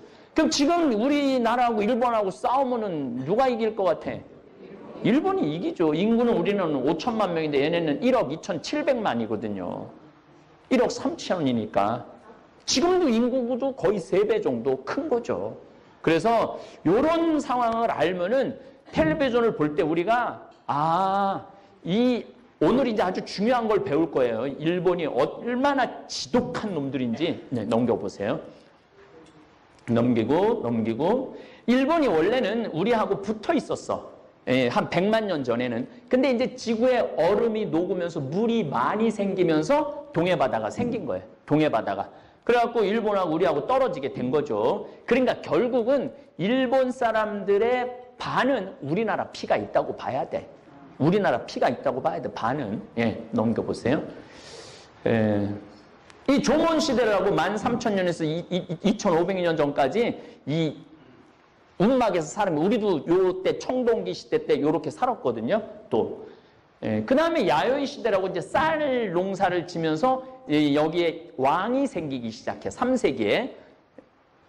결정적으로 백제의 영향을 일본은 관서지방, 백제하고 엄청 가깝잖아요. 이 관서지방에 여기에 이제 처음에 야마토 정권이 생기고 왕이 생기면서 이 백제 문화가 다 넘어가요. 그리고 의자왕 때 망하면서 백제 귀족들은 배 타고 다 어디로 도망가느냐면 일본으로 다 도망가요. 그러니까 지난번에 125대 천황이 자기 생일 때 우리 정말 뭐 70몇 대 조상이 백제 왕이 우리 조상이라고 그렇게 얘기했잖아요. 예. 그러니까 이 백제의 영향을 절대적으로 일본이 받았죠. 그때까지만 하더라도. 예. 이 소토쿠 태자 574년에서 622년 백제의 모든 문화가 다 건너갔을 때 이 뭐 불교, 한자, 미술, 중앙집권을 시도한 아주 일본에서도 최고 인기 있는 우리나라 광개토왕 같이 인기 있는 왕자예요. 그러면서 문화가 생기는 거예요. 덴무덴노, 덴노라는 게 천황이라는 뜻이에요. 673년 덴무덴노는 외라는 이름 대신 일본이라는 이름으로 바꿔요. 673년. 그래갖고 673년부터 지금까지 일본이야. 우리는 673년에는 통일신라 나왔죠. 그 다음에 또 통일신라 지나고 난 다음에는 또 세 나라로 후백제 고려 이렇게 날렸잖아요. 그리고 난 다음에 누가 통일하지? 고려? 왕건이 통일을 하잖아요. 470년 동안 왕건, 고려, 그 다음에 조선, 그 다음에 대한민국. 우리는 이름이 여러 번 바뀌었는데 일본은 한 번도 안 바뀌고 계속 일본이야. 이 얘기는 뭐냐면은 외세의 침략을 안 받았다는 얘기예요. 딱 2번 받아. 몽고 때 2번 받는데 가미가제라고 신의 바람이 와갖고 다 태풍으로 다 바다에 빠져 죽어. 여몽, 고려, 몽고 연합군이 바다에 다 빠져 죽어요.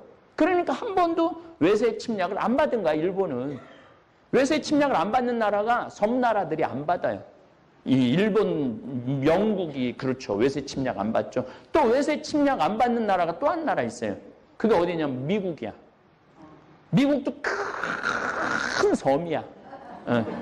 왜냐하면은 위에 캐나다는 거의 미국이라고 생각하면 멕시코는 힘이 없고, 그러니까 큰 섬이니까 외세 침략을 안 받는 나라죠. 자, 요건 아주 다시 한번 제 지금 열심히 유튜브 일본에 대한 이해 강의 듣는 분들을 위해서 다시 한번 말씀드립니다. 일본은 천황이라는 게 있어요. 이제까지 126대 천황이에요. 126대. 이거 기원전 600년부터 자기네들이 따져갖고 한다는데 어쨌든 126대 천황이 있어요. 거의 꼭두각시, 꼭두각시. 그냥 이름만 천황이야. 천황 지금 이 황태자 이 비가 커피 마시러 나간다. 안 돼. 자기 하버드 출신이거든요. 지금 황태자비가 자기 친구한테 외국에 전해 안 돼. 이 천황은 안 되는 게 너무 많은 거야. 그래갖고 거의 꼭두각시야. 지금도 쇼군이라는 사람이 실질적인 권력자야. 이게 다이묘라고 군주들. 일본은 다 번이라고 그러는데 이 군주들 세상 속에서 싸움 제일 잘하는 놈이 되는 게 쇼군이야. 대장군. 이 쇼군이 항상 통치를 하는 거예요. 다이묘는 쇼군한테 충성하고. 이 사무라이, 이게 참 일본을 이해하려고 그러는데 가장 중요한 건 사무라이예요. 사무라이가 일본을 문화를 끌고 갔다고 생각해야 돼. 칼을 2자로 차잖아요. 칼을 2자로 찰 수 있는 사람은 영예로운 사람이야.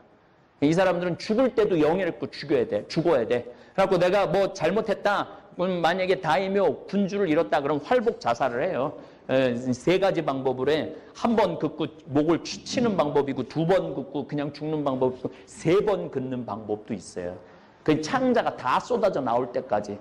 그런데 이 활복을 하라고 그러는 건 도쿠가와 이에야스 같은 경우 동생한테도 활복하라고 그래요. 자기 아들한테도 활복하라고 그래. 쇼군들은. 그 아들들이 활복을 해. 아버지가 죽으란다고. 그래서 사람들이 다 구경해 또 활복하는 거를. 우리는 활복하는 사람, 나라가 망해도 죽는 사람이 별로 없어요. 우리 일제 강점기 시작하면서 죽은 사람 이준, 민영환, 매천 야력순, 황현이라는 분, 그 정도 죽었어요. 근데 일본 애들은 자기 주군이 죽으면은 다 활복을 해요. 아니면 떠돌아다니든지. 그래서 이 사무라이가 굉장히 중요한 일본의 10%, 인구의 10%인데 이 사무라이들은 길을 가는데 저 사람이 불의한 짓을 저질러. 그럼 그 자리에서 목을 벨 수 있었어요. 그러니까 일본 사람들이 질서 잘 지키죠. 이게 그런 전통이 있는 거야. 조금이라도 잘못하면 칼 2자로 찬 사무라이가 아무 데서나 죽일 수 있으니까. 그러니까 잘못한다라는 거를 이 사람들은 일반 평민들은 이거를 용납을 못하는 거야. 일본 사람들이. 그래서 일본이 그렇게 질서를 잘 지키는 것도 그 사무라이의 영향이 있다. 예, 넘겨보세요. 그리고 이제 요거 잠깐 얘기해. 가미가제가 이 여목연합군이 가고 난 다음에 서로 상을, 전쟁 끝나면은 서로 상을 주고받아야 되잖아요. 그래갖고 남북이 나눠져. 항상 외세가 침략이 끝나고 나면 어떤 나라든지 나라가 갈라지는 게 기본, 이 아마 역사의 흐름인 것 같아. 우리나라는 이 일제강점기 끝나고 난 다음에 나라가 반으로 우리가 어떻게 됐죠? 갈라졌잖아요. 똑같아. 일본도 나라가 반으로 갈라져갖고 머리통이 터지게 싸우죠. 예, 넘겨보세요. 자, 여기까지 이제 오늘 오늘 뭐가 나가느냐면 임진왜란, 병자호란, 동학혁명이 오늘 일본에 의해 오해가 오늘 나가고 있어. 지금 유튜브를 통해서. 여러분 오늘 유튜브 시간 되시면 한번 보세요. 일본에 대한 이해. 우리가 임진왜란을 정말 잘 알아야 돼. 이거 아주 우리나라의 이 생각을 바꾸게 한 전쟁이 임진왜란이에요. 자, 1543년에 임진왜란은 1592년에 일어나죠. 1543년에 포르투갈 상인 100명이 탄 배가 표류를 해갖고 아주 아랫지방, 일본 아랫지방에 표류를 해갖고 딱 일본에 상륙을 해요. 그래갖고 이상하게 생겼으니까 데리고 오라 그래. 근데 이 지역에 다이묘 도키다카가 몇 살이었냐? 15살이었어. 그러니까 아까 말했죠? 그 다이묘 이 성주들이지. 15살인데 총을 딱 보고 너무너무 마음에 드는 거야. 그래갖고 이 총 2자루를 은을 잔뜩 주고 사요. 총을 2자루를. 이게 이제 이 총 2자루 산 게 일본과 우리 조선과 청나라의 운명을 뒤바꿔요. 이 총 2자루가. 그래갖고 총을 사갖고 뭐라고 그러냐면은 이 철포라고 그러는데 우리는 조총이라고 그래. 조총이 뭐냐면 새 조자에다 총이야. 새를 쏴서 떨어뜨리는 총이다 그래서 조총이야. 근데 일본 사람들은 철포라고 그래서 철포. 바위 위에 술잔을 놓고 작대기에 눈을 대고 겨누니 번개가 번쩍이고 천둥 소리가 나며 잔이 박살났다. 이 도키다카는 이 참 보기 드문 보물이로다. 그리고 자기만 갖고 있지 않아요. 누구한테 한 자루를 보내냐면 쇼군한테 보내. 대장군한테 보내. 쇼군. 이 도요토미 히데요시 때는 쇼군이라고 안 부르고 관백이라고 불렀어. 관백 쇼군 같은 얘기예요. 대장군. 그래갖고 한 자루는 쇼군한테 보내고 내 어찌 이를 혼자 숨겨두겠느냐? 그러면서 한 자루는 어떻게 하느냐면 대장장이 야이타라는 대장장이한테 너 이거 분해해갖고 거꾸로 만들어봐라. 그래갖고 이 40살 먹은 대장장이 거꾸로 쫙 해봐요. 거꾸로 했는데 총을 똑같이 했는데 총을 쐈는데 뒤가 이게 화약을 넣고 총을 쏘면은 뒤가 이렇게 쇠가 딱 막아줘갖고 총알이 튀어나가야 되는데 이게 뒤로 튀어나가는 거야, 화약이. 야, 이거 어떻게 방법이 없는 거야. 그런데 문제는 나사, 이 총구멍 뒤에 있는 나사로 딱 조이면 땅 튀겨도 그 나사 이게 못이 박혀있고 뒤로 안 물러나가는 거야. 이 나사 만드는 방법을 몰랐던 거예요. 그런데 이 나사 만드는 방법을 물어보니까 그 총을 전해준 제이모토라는 사람이 당신 딸을 나한테 주면은 내가 그걸 가르쳐 주겠다. 그래, 와카라는 딸을 며칠을 울다가 시집을 가죠. 다음에 돌아와서 제이모토는 장인에게 나사를 이렇게 타는 거 뒤에. 그래갖고 나사를 조여갖고 총구멍 뒤에 나사를 집어넣어갖고 딱 조이면은 총을 쏘니까 이게 화약이 폭발해도 뒤로 안 터져 나오고 앞으로 총알이 나간 거야. 이게 나사가 아무것도 아닌 것 같아도 이게 어마어마한 발명품이에요. 이 나사가. 그러면서 이제 총이 막 하나지기 시작해. 어쨌든 요건 좀 이따 또 다시 말씀드릴 거예요. 근데 우리나라는 총을 11년 지나고 나서 조선에 상납을 해요.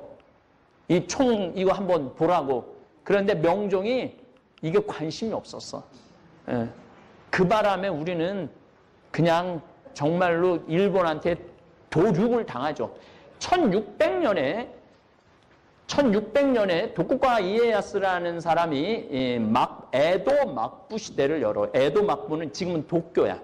도쿄 통일 국가를 이루어 갖고 하는데 윌리엄 애덤스라는 이 친구가 표를 하다가 딱 일본에 도착을 한 거야. 근데 도쿠가와 이에야스가 불러갖고 얘기를 들어보니까 저 멀리에 영국이라는 나라도 있고 스페인이라는 나라도 있고 포르투갈이라는 나라도 있고 네덜란드라는 나라도 있는 거야. 그래갖고 도쿠가와 이에야스가 어떻게 하냐면 거의 30년 동안 외교 고문관으로 서양의 소식을 들어요. 이게 우리나라하고 점점 일본하고 길이 달라진 거야. 나는 정말 안타까운 게 우리 김대건 신부님이 서양 문명을 가장 많이 접한 신부님이야. 1845년에 돌아왔을 때 우리나라 임금이 세상에 어떻게 오죽하면 김대건 신부님은 세계 지도를 그렸으니까 그 세계가 어떻게 돌아가는지 다 알고 있었던 사람이야. 라틴어 할 줄 알지, 한문 할 줄 알지, 중국어 할 줄 알지, 우리 조선만 할 줄 알지. 아니 그런 인재가 어디 있어? 그걸 그냥 1년 반 만에 땡깡 죽여버렸네. 목을 잘라서. 그러니까 이게 우리가 역사 안에 선택할 수 있는 기회가 몇 번 있었는데 그걸 다 놓쳐버린 거예요. 근데 이 도쿠가와 이에야스는 이미 유럽 세계가 있다라는 걸 알고 있었던 거야. 그러니까 1850년도에 사무라이들은 집집마다 전부 다 지도가 있었다는 게 세계 지도가. 그러니까 1850년에 세계 지도를 집집마다 둔 이 사무라이 정신은 머리가 세계적인 거야. 세계적인 거니까 중국도 먹고 리순도 먹고 몽고도 먹고 조선도 먹고 대만도 먹고 이 필리핀도 먹고 이게 1850년서부터 머릿속에 이 사람들은 그려져 있었던 거야. 그럼 1850년 요 한참 일본이 막 기가 막히게 나갈 때 조선은 1800년에 정조가 죽어요. 정조가 아주 거의 독살이라고 그럴 정도로 죽어. 그 다음에는 누가 순조, 헌종, 철종, 고종 이 네 소년 11살, 15살, 17살 철종 같은 경우는 강화도에서 농사 짓고 있었던 사람이 자기가 왕족인지도 몰랐어. 막 농사 짓는데 어느 날 갑자기 막 사람들이 와서 데리고 간 거야. 그래갖고 왕이 된 거야. 그러니 이 100년, 이 중요한 100년을 우린 놓쳐버린 거예요. 그러니까 1910년에 결국은 일본한테 나라를 빼앗길 수밖에 없어. 그래서 우리가 시야를 넓게 가질 필요가 있어요. 어쨌든 이 윌리엄 애담스는 배를 두 척을 만들어줘요. 이것도 나중에 또 설명을 할 거야. 그 다음에 일본의 결정적인 일이 벌어져요. 1853년에 미국의 페리 제독이 배 4척을 딱 오는데 배에서 불이 났다고 일본 사람도 처음에 배에서 불이 난 게 아니라 그 석탄 증기기관 그거를 보고 배에서 불이 났다고 그래. 근데 어쨌든 페리 제독이 한 1200명의 군인들을 데리고 와서 포로 쫙 열고 니네들 개항하지 않으면 이 포로 에도 그러니까 도쿄 앞바다에서 작사를 내겠다. 그래갖고 자기네들끼리 1년 후에 내가 돌아올 테니까 그때는 준비하고 있어라. 근데 이때 일본은 개항을 해요. 이게 문을 열면서 미국에 가서 유학도 하고 영국에 가서 유학도 하고 이 경제에 발전되는 걸 다 보고 돌아와. 근데 우리나라는 개항할 수 있는 기회가 여러 번 왔어. 1866년 병인양요, 1871년 신미양요. 이때 다 니네들 개항해라. 그런데 흥선대원군이 독일 사람들이 아버지 묘를 파헤쳐. 그러니까 이 죽일 놈들, 내 아버지 묘를 파헤친다고 더 쇄국 정책을 더 하죠. 쇄국 정책을 해서 완전히 나라를 막아버리는 거야. 그러니까 세계 정세는 엄청 빨리 식민지 세계로 넘어가고 있는데 우리만 그냥 우리끼리만 그 안에서 세도 정치, 풍양조 씨, 안동김 씨 그냥 서로 네가 뭐 하느냐 내가 하느냐 이래가면서 그놈 왕자리 하나 놓고 참 답답한 1800년에서 1900년까지는 역사를 읽어보면은 또 거기에 우리 김대건 신부님을 죽인 건 내 생각에는 정말로 기회를 놓친 거예요. 불러다가 서양 지식을 그렇게 유학을 해갖고 공부를 해갖고 내가 김대건 신부님 그 라틴어를 쓴 걸 보니까 기가 막히게 썼더라고. 보통 똑똑한 사람이 아니야. 그래서 지금 프랑스의 박물관에 김대건 신부님이 그린 세계 지도가 있어요. 프랑스 박물관에. 그거 이제 내년인가가 김대건 신부님 탄생 200주년이야. 그걸로 지금 그 지도로 갖고 올라오려고 그러는데 프랑스 애들이 주겠어요. 아마 안 줄 거야. 내가 그 지도만 오면은 할 얘기가 너무너무 많아. 1846년이니까 우리도 세계의 눈을 뜰 수 있는 기회를 놓친 거야. 예.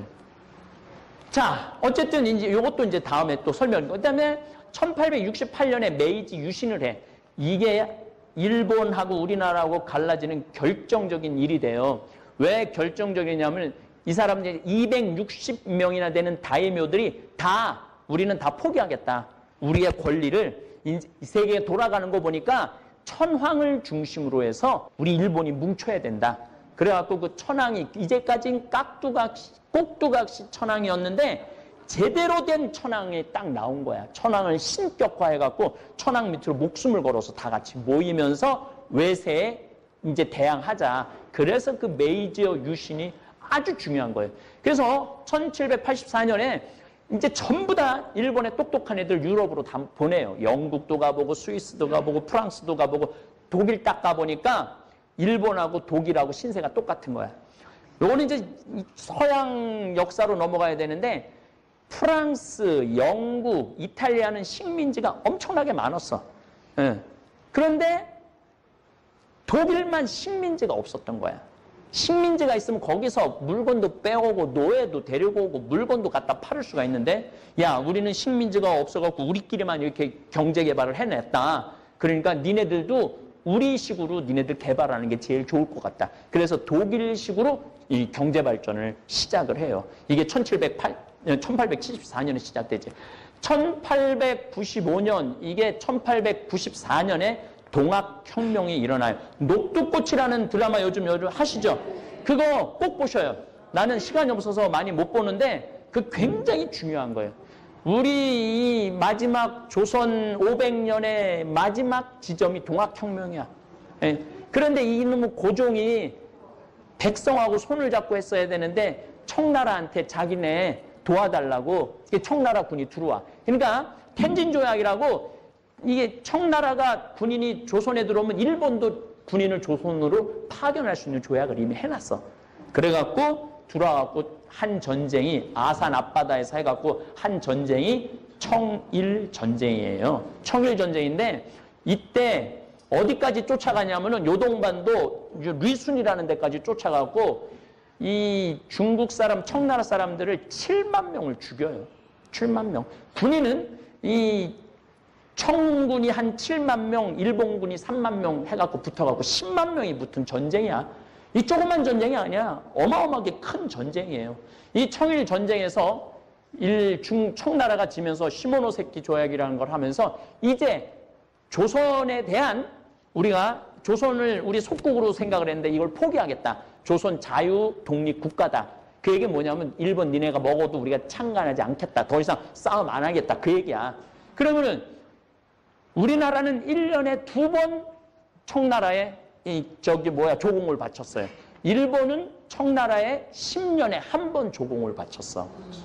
왜냐하면은 나라도 멀고 이것도 까다롭거든. 근데 조선은 만만하거든. 그러니까 1년에 2번 조공 바치라고 그러고 일본은 10년에 1번 조공을 바친 거야. 그러니까 다른 나라가 우리나라 보는 거를 어떻게 봤는지 금방 알 것 같죠? 우리만 몰라.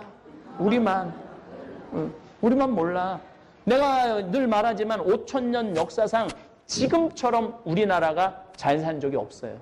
지금처럼 당당한 적이 없어. 물론 지금도 지금마저 시진핑, 트럼프, 김정은, 아베 이거 아주 복잡해요. 그럼에도 불구하고 옛날에는 감히 대항할 수 있는 힘도 없었는데 지금은 어느 놈이 와도 한번 붙어볼 만해. 지금은. 그러니까 국민들이 정신만 똑바로 차리면은 다 잘할 수 있어. 똑바로 차리라는 게 오늘부터 나가서 태권도 연습하고 싸우라는 게 아니야. 서로 양보할 줄 알고 합의할 줄 알고 나라를 위해서 자기 거를 내놓을 줄 알고 이런 정신이 지금 있어야 돼. 일본이 메이지 유신을 성공한 사람이 사카모토 료마라는 사람이 일일이 하급 사무라이였거든. 일일이 다니면서 다 설득을 해요. 지금 이게 페리 제독의 그 불침번을 쓰면서 그 배를 보면서 우리 일본이 살아나가기 위해서는 일본이 하나가 돼야 된다. 다이모 260명이 있으면 이건 안 된다. 하나가 되려면 누가 있어야 된다? 천황이 있어야 된다. 그리고 다이모들은 다 포기해라. 니네들 권리를. 근데 그걸 다 다니면서 설득을 해요. 그래갖고 다 포기를 해. 그리고 1868년 메이지 유신이 시작된 거야. 그러니까 우리는 끝까지 갈라져서 싸웠잖아요. 끝까지 갈라져서. 자기 거 포기하지 않고. 그러니까 그 끝이 그렇게 됐던 거예요. 일반적으로 나이 들면서 외모에 대한 관심이 줄어드는 경향을 보인다. 외모에 관심이 있어도 어떻게 해야 하는지 모르는 경우가 대다수이다. 외모는 성숙하게 나이 든 내면의 자기 표현이자 자기 문화이며 자기다움의 외적 상징이기도 하다. 그런 의미에서 나이 든 자신의 모습을 드러내는 차원에서 패션에 신경을 쓸 필요가 있다. 특히 옷은 그 사람의 내면을 보여주는 외부 모습이다. 어떤 옷을 입느냐에 따라 자신의 내면 상태도 바뀐다. 외부 활동에도 긍정적인 영향을 미친다. 그럼에도 불구하고 나이를 먹으면서 패션에 둔감해지고 대충 입는 경우가 일반적이다. 특히 출근을 하지 않거나 만나는 사람이 점점 줄어들면서 대충 입는 것이 습관화되어 패션에 둔감해질 수밖에 없다. 옷을 잘 입는 것은 누구에게 보여주기 이전에 신성한 자기 몸을 귀하게 모시는 의례이기도 하다. 나이를 들면서 대부분 무채색의 칙칙한 옷을 입는다. 특히 홀로 사는 남성들은 호라비티가 옷에 묻어난다. 이왕이면 밝고 산뜻한 옷을 입는 것이 좋고 자기 개성이 드러나면 더 바람직하다. 나이 들면서 신경을 써야 하는 패션은 옷만이 아니다. 헤어스타일도 매우 중요하다. 2018년에 일본은 그레이 헤어라는 단어가 유행하였다고 한다. 중장년 여성들 사이에서 흰머리가 유행하였고 염색 중단 경험담을 다룬 책이나 사진집 등이 인기리에 판매되었다. 이는 유럽 선진국도 마찬가지이다.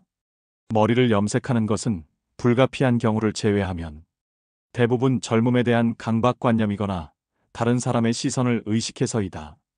오히려 흰머리는 나이듦의 상징이며 삶의 연륜을 보여주는 요소이다. 그것은 젊은이에게 자랑할 부분이지 부끄러워할 일이 아니다.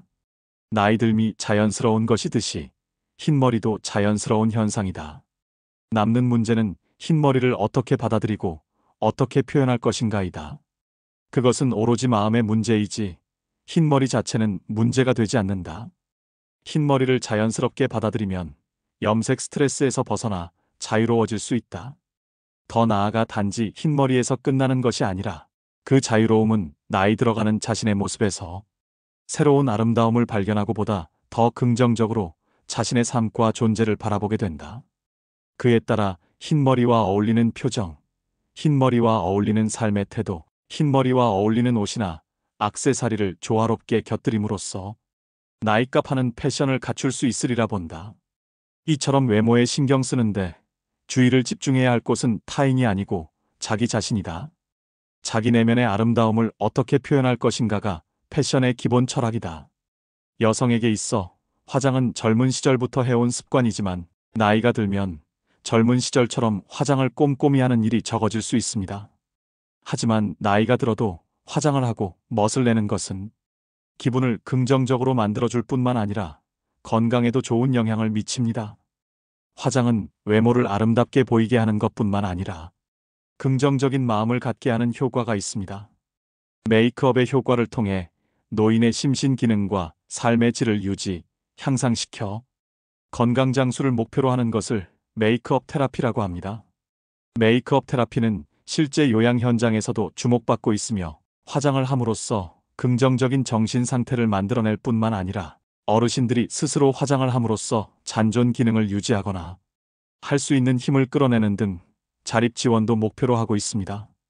요양원 입소자를 대상으로 한 연구에 따르면 2주에 한 번씩 3개월간 메이크업 요법을 통해 치매 진행을 억제하는 효과가 있는 것으로 보고되고 있습니다.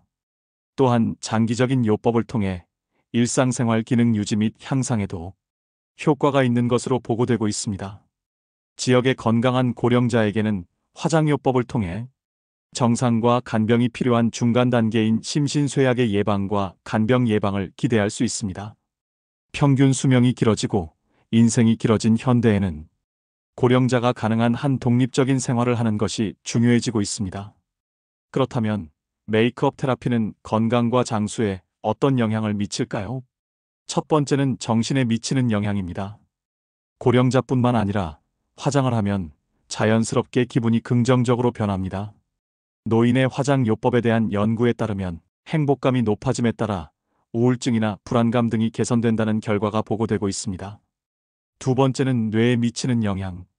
뇌에 미치는 영향은 화장품을 선택하는 행위부터 시작됩니다.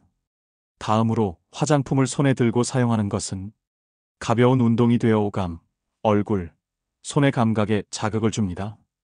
그리고 완성된 모습을 거울을 통해 보는 것이 즐거움이 되고 주변 사람들과 대화를 나누면서 커뮤니케이션에 대한 자신감으로 이어집니다. 이처럼 메이크업 테라피는 뇌에 여러 가지 좋은 영향을 미치고 있는 것입니다. 세 번째는 신체에 미치는 영향입니다. 화장수를 따고 립스틱이나 파운데이션을 바르는 등 화장을 할 때는 다양한 동작을 하게 되는데 이 과정에서 다양한 근육을 사용하게 됩니다. 이러한 화장 동작을 지속적으로 수행하면 악력 등 신체 능력의 향상을 기대할 수 있습니다. 네 번째는 구강에 미치는 영향입니다. 메이크업 요법으로 인한 타액의 변화에 대한 연구에 따르면 메이크업 요법 실시 후 삼킴 반사에 관여하는 신경 전달 물질이 증가하는 것으로 알려져 있습니다. 화장을 하면 타액 분비가 촉진되어 구강 관리에도 좋은 영향을 미칠 수 있는 것입니다. 이상에서 볼 때 화장을 통해 뇌가 자극을 받아 기분이 긍정적으로 바뀌고 손끝에서 발끝까지 좋은 운동이 되는 등 화장 요법은 정신적, 신체적으로도 좋은 영향을 끼친다는 것을 알 수 있습니다. 그럼 다음으로 옷차림과 건강에는 어떤 관계가 있을까요? 여성은 나이를 불문하고 유행에 관심을 갖고 아름다워지고 싶어 합니다. 남성에게도 자신에게 어울리는 옷차림, 자신을 더 멋지게 보이게 하는 옷차림은 필요합니다. 하지만 나이가 들어감에 따라 질병이나 간병 등으로 인해 집에 틀어박혀 지내게 되면서 옷차림이나 패션에 대한 관심이 줄어드는 분들도 많을 것입니다. 그 결과 외출 기회가 점점 줄어들고 사회와의 관계나 교류에서 멀어지게 됩니다. 노인의 패션에 대한 관심과 삶의 질의 상관관계에 관한 연구에 따르면 자신과 타인의 패션과 유행에 관심이 높은 노인은 그렇지 않은 노인에 비해 마을의 활동이나 봉사활동 등 사회활동에 적극적으로 참여하는 것으로 나타났습니다. 또한 활동 능력도 높고 정신 건강이 양호하며 삶에 대한 삶의 의욕이 높은 것으로 보고되고 있습니다. 사회공헌 활동에 참여하는 것은 간병이나 치매를 예방하고 노인 스스로 삶의 보람을 느끼는 것으로 이어집니다. 패션과 외모에 관심을 갖는 것은 노인들에게 자신감과 기쁨을 주며 적극적으로 밖으로 나가고 싶은 마음을 갖게 합니다. 그 결과 주변 사람들과 교류할 기회도 많아지고 안심하고 생활할 수 있다는 유대감을 가질 수 있게 된다. 이렇게 마음의 건강을 유지, 향상시킬 수 있다면 건강 장수나 치매 예방 효과도 기대할 수 있을 것입니다. 화장이나 패션에 대한 관심이나 흥미는 반드시 가져야 하는 것은 아닙니다. 하지만 화장이나 옷차림 등에 신경을 써서 외모의 인상이 조금만 달라져도 마음에는 변화가 생깁니다. 이러한 변화를 계기로 노인 스스로 정체성을 재점검하고 자기 평가가 높아지면서 새로운 것에 대한 관심과 의욕이 생기게 되는 것입니다. 노년층에게 패션과 화장에 관심을 갖는 것은 몸과 마음의 건강을 위해 중요한 일입니다. 나이 들어가는 것은 단풍이 곱게 물드는 가을과 같은 것입니다. 어떠한 단풍으로 나이 들어가는 삶을 물들일 것인가는 전적으로 자신의 선택에 달려 있습니다. 이왕이면 곱게 물들어야 합니다. 우중충하고 색바랜 단풍이 되지 말아야 합니다. 그를 위해서는 얼마나 좋은 옷, 화려하고 근사한 옷을 입느냐가 중요한 것이 아닙니다.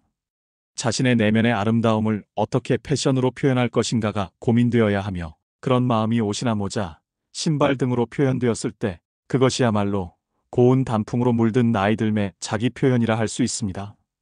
우선 밝은 색의 옷을 입어보고 립스틱을 바르고 헤어스타일을 조금 바꿔보는 등 부담 없이 화장이나 패션을 즐겨보는 것은 어떨까요? 영국 런던의 정치경제대학교 교수였던 캐서린 하킴은 매력자본이라는 개념을 만들었습니다. 한마디로 매력이 능력이자 경쟁력이라는 말인데요. 그녀가 말한 매력은 잘생긴 외모만을 뜻하는 것이 아닙니다.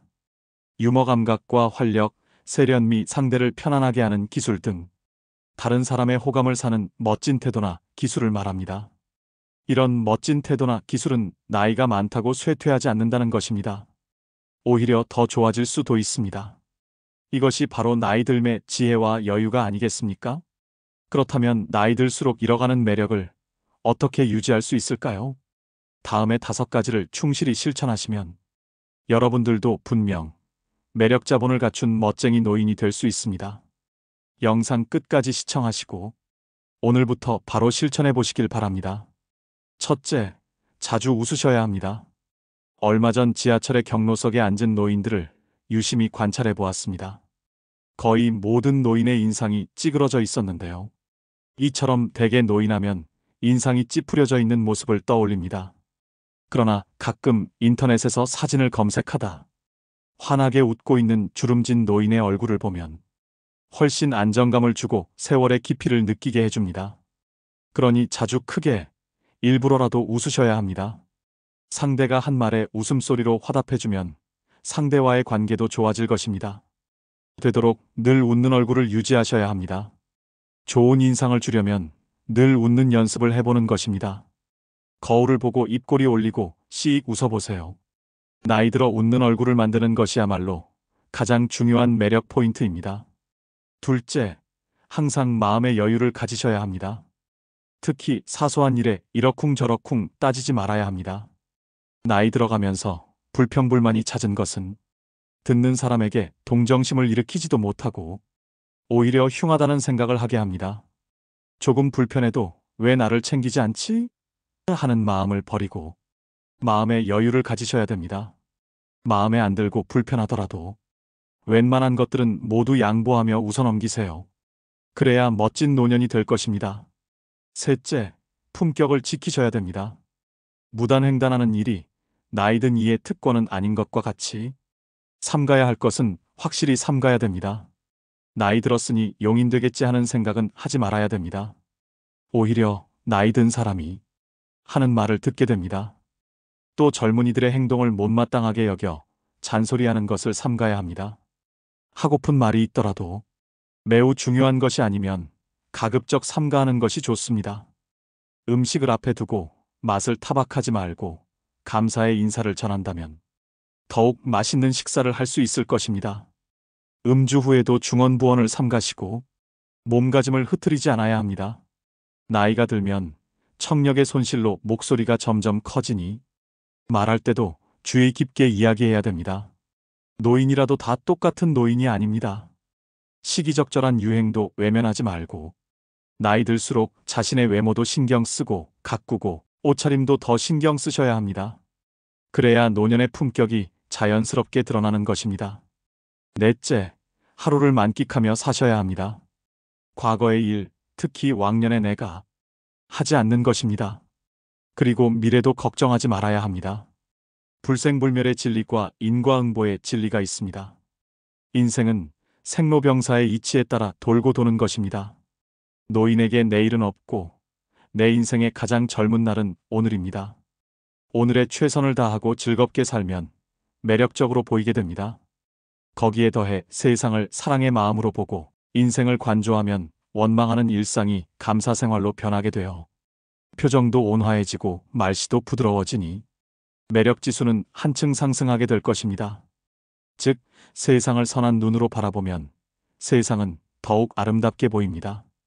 그리고 측은지심과 자비가 넘쳐나게 되는 것이죠. 미국 대통령이었던 루즈벨트의 부인 엘레나 여사가 남긴 명연설문 중에 한 구절 중에 이런 말이 있습니다. 아름다운 젊음은 우연한 자연현상이겠지만 아름다운 노년은 누구도 쉽게 빚을 수 없는 예술작품이다. 그렇습니다. 오늘이라는 현재에 충실하고 만끽하고 사셔야 됩니다. 5번째, 긍정적이고 적극적으로 살아가셔야 합니다. 긍정적인 태도는 실제로 기대 수명을 7년까지 연장한다고 합니다. 행복한 노년은 거저 오지 않습니다. 건강하고 행복한 80세는 수십 년 전부터 차곡차곡 쌓아 올린 노력의 결과물입니다. 이제 부정적인 모든 것은 지우는 것입니다. 자신의 익어감을 편안히 순리대로 받아들이는 것이 훨씬 더 평안하고 매력적이며 중후한 멋을 풍기게 되는 것이 아닐까요? 그리고 조금은 바보같이, 조금은 미치며 사는 것입니다. 베푸고 사는 것이 당장은 손해라는 생각이 들 수 있지만 오히려 멀리 보면 큰 이익으로 돌아옵니다. 베푸는 것에 3가지가 있습니다. 정신, 육체, 물질 3방면이 있는데요. 재물이 있으면 재물로, 재물이 없으면 힘으로 도울 수 있는 방법을 찾아야 합니다. 어떤 조직에서라도 책임이 맡겨지면 망설임 없이 몸을 던져 정열적으로 책임을 완수하는 것입니다. 외모를 전혀 신경 쓰지 않는 사람들을 만나보면 내면 역시 그리 건강하지 못한 경우가 많습니다. 머리에 기름이 끼고 얼굴빛이 칙칙하며 배가 볼록 나온 사람 중에 스스로를 잘 돌보는 사람에 거의 없지요. 사실 내면이 성숙한 사람들의 외모가 그렇지 못한 사람들보다 훨씬 더 보기 좋은 경우가 많습니다. 그렇다면 외모 중 나이 들수록 꼭 신경 써야 하는 부분 4가지는 무엇일까요? 먼저 첫 번째는 몸매보다 자세 관리입니다. 나이가 들수록 팔을 등 뒤로 젖히고 걷는 경우가 많습니다. 실제로 노인의 보행 자세를 보면 대개 허리를 구부정하게 굽히고 팔을 뒤로 한 채 걸어갑니다. 그 이유가 뭘까요? 노인들이 팔을 등 뒤로 한 채 걸어가는 이유는 몸통이 앞으로 넘어가지 않도록 지지하기 위함인데요. 나이가 들수록 근육량과 유연성이 떨어져 척추의 곡선이 뻣뻣해지고 등이 앞으로 굽고 거북목을 가지게 되는 경우가 많습니다.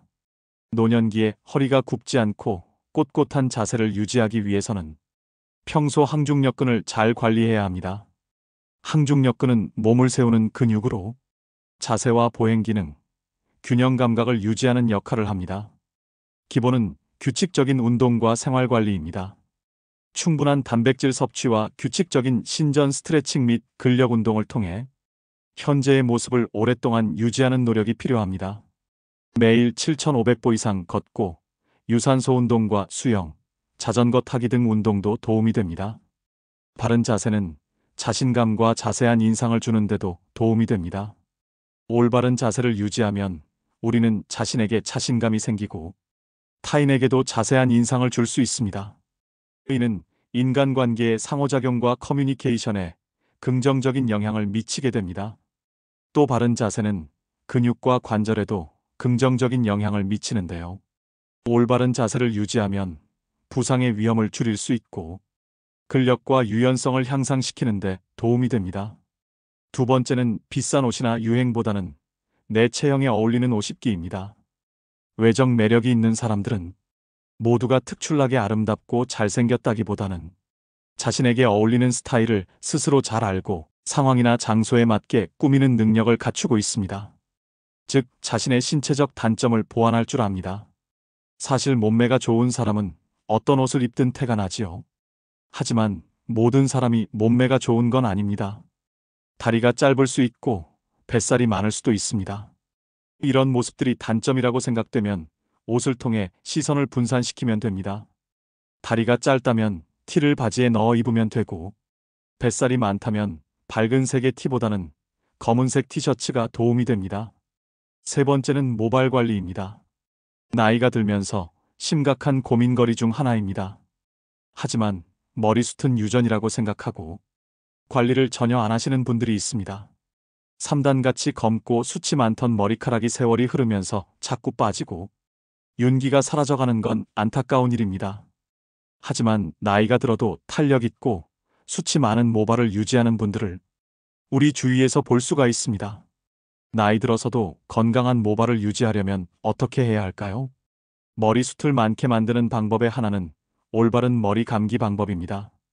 탈모를 예방하려면 두피가 깨끗해야 합니다.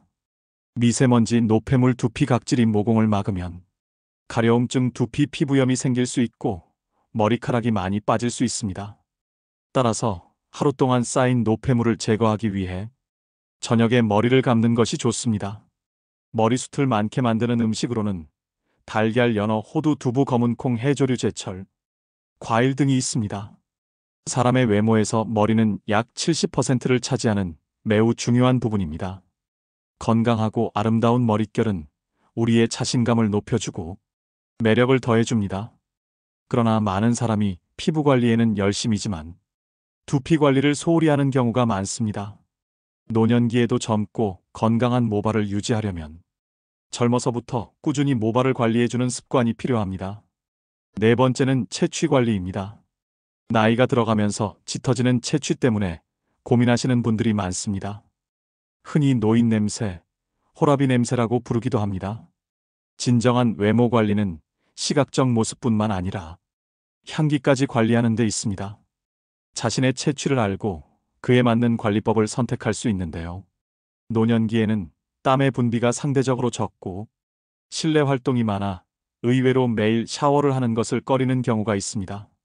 하지만 노인 채취는 땀샘의 피지와 연관이 있기 때문에 특히 피부가 접히기 쉬운 부분을 청결하게 유지하는 게 좋습니다. 이를 위해 매일 샤워하는 것을 권장하고 의류를 주기적으로 세탁해주는 것도 좋은 방안입니다. 또 적당한 햇볕 쬐기는 살균 효과가 있어 노인 냄새 완화에도 도움이 됩니다. 햇볕에 적정 시간 노출하면 비타민 D 합성을 촉진하는 효과를 얻을 수 있습니다. 입이 마르면 구강 내 세균이 증가해서 구취가 나고 잇몸 건강에도 악영향을 미칩니다. 정기적인 치과 진료와 식사 후에는 양치를 꼭 하셔서 치아 건강에도 신경 쓰셔야 합니다. 눈이 크고 코가 얼마나 오똑한지, 얼굴형이 계란형인지, 몸매가 말랐는지 글래머스한지 이런 것들은 젊을 때나 중요하게 생각하는 외적 요소입니다. 그러나 나이가 들어갈수록 그 세부적인 비중이 줄어들고 사람의 전반적인 이미지를 결정하는 이 네 가지만 남게 됩니다. 오늘부터 꼭 실천하셔서 노후의 외모 관리에 도움이 되셨으면 좋겠습니다. 오늘의 영상 어떠셨나요? 외모를 망가뜨리는 가장 쉬운 방법은 편한 대로 행동하는 것이라는 말이 있습니다. 모든 외모 관리는 결국 매 순간 자신의 행동을 선택하려는 의지와 노력으로 완성됩니다. 매 순간 올바른 선택을 하고 마음먹은 일을 내일로 미루지 않는다면 우리의 외모는 반드시 긍정적으로 변할 것입니다. 외모의 변화를 원한다면 이제부터 매 순간 나의 행동을 주의 깊게 지켜보길 바랍니다. 요즘에는 잘생기거나 예쁜 사람이 성격도 좋다는 얘기를 많이 합니다. 그만큼 성숙하고 훌륭한 내면을 가진 사람들은 외형에도 꾸준히 신경을 씁니다. 그들 모두가 특출나게 아름답고 잘생겼다기보다는 자신에게 어울리는 스타일을 스스로 잘 알고 상황이나 장소에 맞게 꾸미는 능력을 갖추고 있습니다. 나이 들수록 외모 관리는 선택이 아닌 필수입니다. 외모에 신경 쓰는 것은 자신감을 높이고 건강을 유지하며 사회적 관계를 형성하고 유지하는 데 도움이 됩니다. 한창 돈을 모아야 하는 젊은 시절에는 외모 관리가 중요한 요소가 아닐 수도 있습니다. 젊음의 가난은 고난이지만 노년의 가난은 재난이라고 합니다. 한 푼이라도 돈이 나를 위해 일하는 시스템을 만들기 위해 젊을 때는 타인의 눈치를 보지 않고 옷 한 벌 사지 않으면서 꼬지람을 감내할 수도 있습니다. 그러나 중장년에 접어들면서 앞으로 인생의 여정이 길어질수록 외모의 평가로부터 자유로울 수 없지요. 물론 이것들은 하루아침에 달성할 수 있는 것들이 아닙니다. 시간과 노력이 필요하며 이것들이 쌓여 나의 외모 경쟁력을 높여주는 것이겠죠. 외모만으로만 편한 삶을 살 수는 없지만 내 삶의 질을 높여주는 건 확실합니다. 인생은 결과가 아닙니다. 나의 하루가 쌓여 한 달이 되고 1년이 되듯 하루하루 살아가는 과정 자체가 삶인 것입니다.